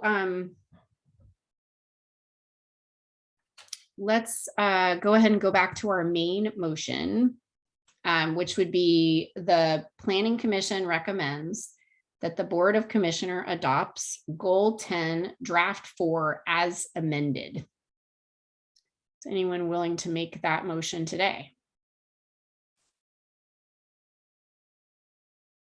I'll move to have the Planning Commission recommend to the Board of Commissioners they adopt the Goal 10 Housing Draft 4 as amended. Thank you. Do we have a second to that motion? Second. Okay, Commissioner Johnson seconds that motion. Any discussion? All those in favor, please say aye. Aye. Aye. Any opposed, please say no. The motion passes unanimously. Thank you. We're on to our fourth and final public hearing of the day. Thanks for everybody's patience. I'm going to try to wrap this meeting up in 45 minutes, so we'll see how we do. This is a legislative hearing regarding Goal 19 Ocean Resources Draft 3 in the Clatsup County Comprehensive Plan update. Will the staff please make their report? Good afternoon, Commissioners. This is David Cook, planner from Clatsop County Community Development. We have prepared Draft 3 of the Comprehensive Plan Goal 19 update. Goal 19 for ocean resources is established to conserve marine resources and ecological functions for the purpose of providing long-term ecological, economic, and social value and benefits to future generations. To give a brief summary of Goal 19 updates thus far. We did bring the first draft to the county commissioners in January of this year. We then brought a draft 2 to the Joint Planning Commission and Community Advisory Committee, or Citizen Advisory Committee, just a few weeks ago. And now we have prepared draft 3. In the agenda packet, let me share my screen here so you guys have everything. In the agenda packet, I've provided a sort of a brief summary of the recommendations and motions that were addressed at the Citizen Advisory Committee and Planning Commission meeting a few weeks ago. The revisions and motions that were added into draft number 3. So without further ado, I will kick it back to you, Nadia, for discussion. Thank you for that efficient intro, Mr. Cook. So we're looking at page 290 of our packet today. And again, we are going to walk through the document and then make any proposed amendments if we have any, and then come back to our main motion to recommend this final draft to the Board of Commissioners. Do you have, does any of the commissioners have any initial questions of staff before we take public comment?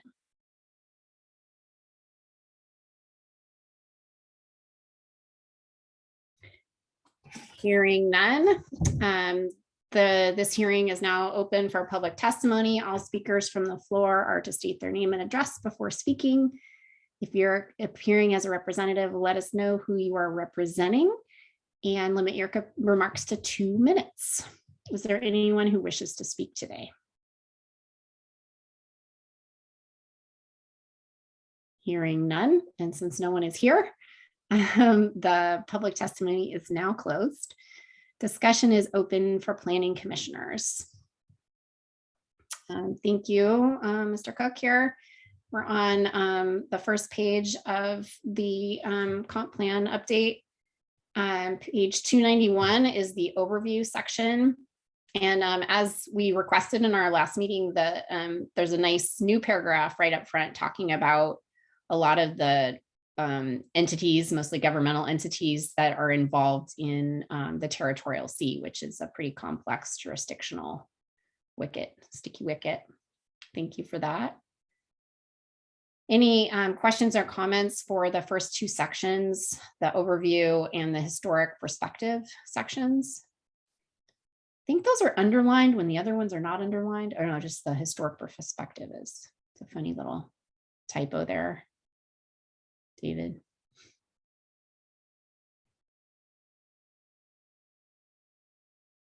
Current conditions. We've added the sections on the Marine Reserve and the Beach Monitoring Program, which is really the Nearshore Ocean Monitoring Program. Future conditions. Added some information about the importance of fisheries and clarification on marine pollution coming from land and our role in it. And that wraps up the narrative. Any questions, concerns, amendments to that section before we look at the objectives? Commissioner Farrar. It's just to point out a sentence that needs to be reworded a little bit under Oregon Marine Reserves. That last sentence,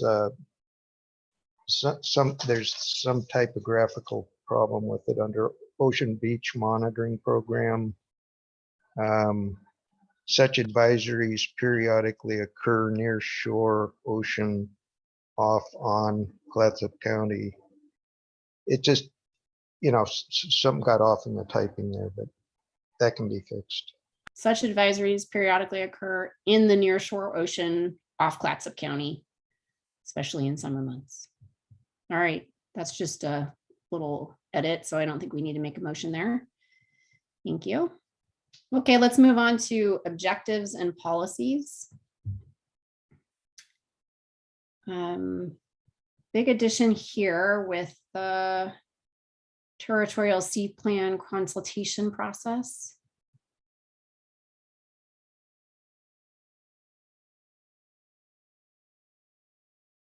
And then we added those D, E, and F to address some of the ocean pollutions, land-based ocean pollution.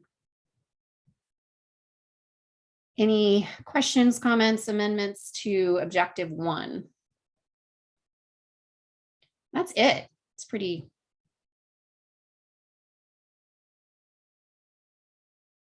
simple section. People feeling comfortable with it? I think it helps when only 2 weeks has gone by since you last revised it. To Right. find it acceptable.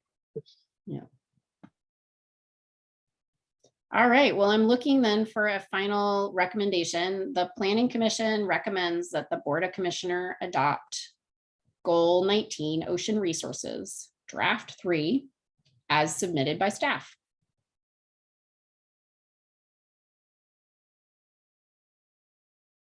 Who's going to make it? I'll make that motion. Exactly what Okay. you said. Okay. Commissioner Crawshaw moves that the Planning Commission recommends the Board of Commissioner adopts Goal 19, Ocean Resources, Draft 3, as submitted by staff. And that's I'll second. okay. And we have a motion from Commissioner Crawshaw and a second from Commissioner Farrar. Any discussion?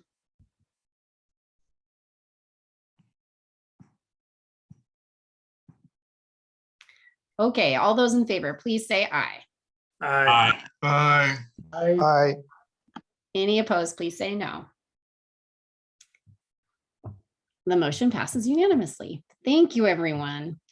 The hearing is now closed. All 4 hearings are now closed. These recommendations will be forwarded to the Board of Commissioners for their approval at a future meeting. Any other final comments on those, Director Henriksen? All right, we made it. So we just have a few more things on our agenda tonight, this afternoon. Feels like tonight sometimes. Project status report. Any questions on the chart here? Is that picture of something that got finished?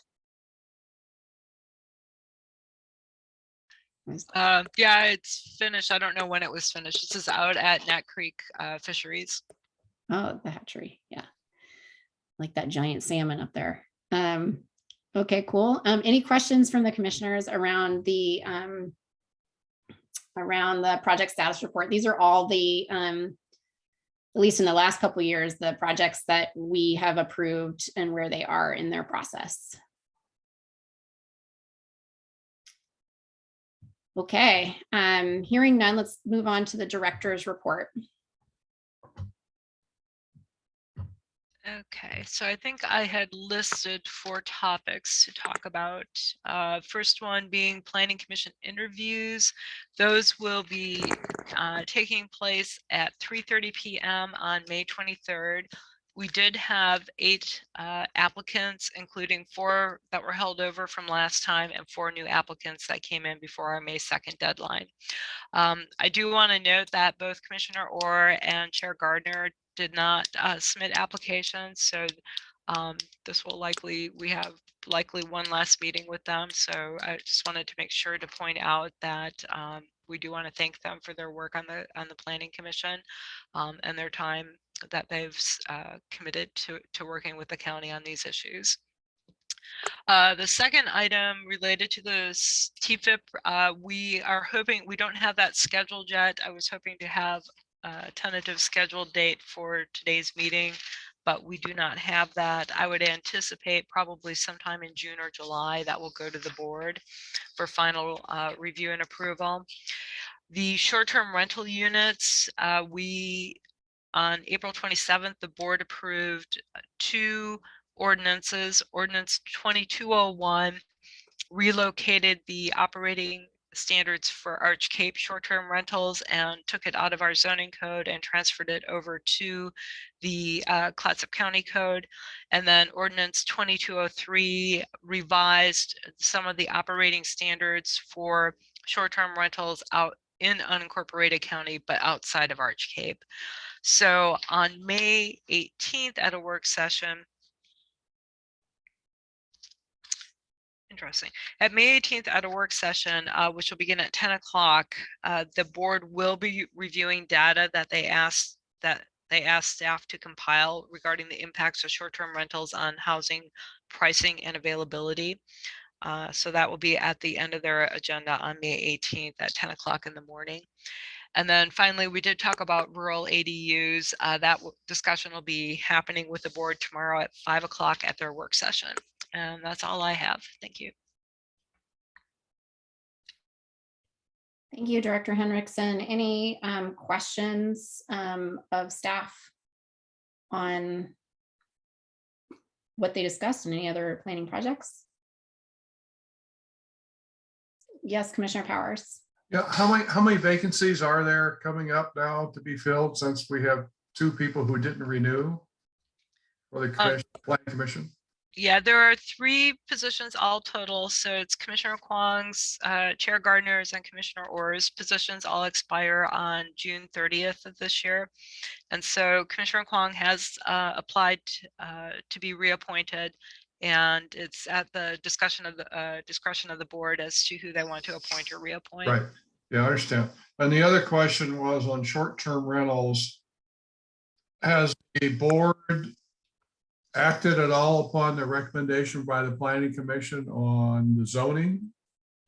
They have not. So when we took the 2 recommendations, the one from your planning commission and the one that staff had put forward based on board direction, we took those to the board on April 13th. The board basically at that point said we want to have more information, which is what we're bringing to them on May 18th. About how short-term rentals impact housing pricing and availability in the county. And so they'll be reviewing that on May 18th and then giving more direction to staff as to how they want to proceed with any zoning changes. Okay, good. Thank you. You're welcome. Any final questions or comments? Is there anything for good of the order? Do any of the planning commissioners have anything relevant to Clatsup County or the planning commission they'd like to report? All right, hearing none, the meeting is now adjourned. Thank you, everyone. Have a great afternoon. Thank you.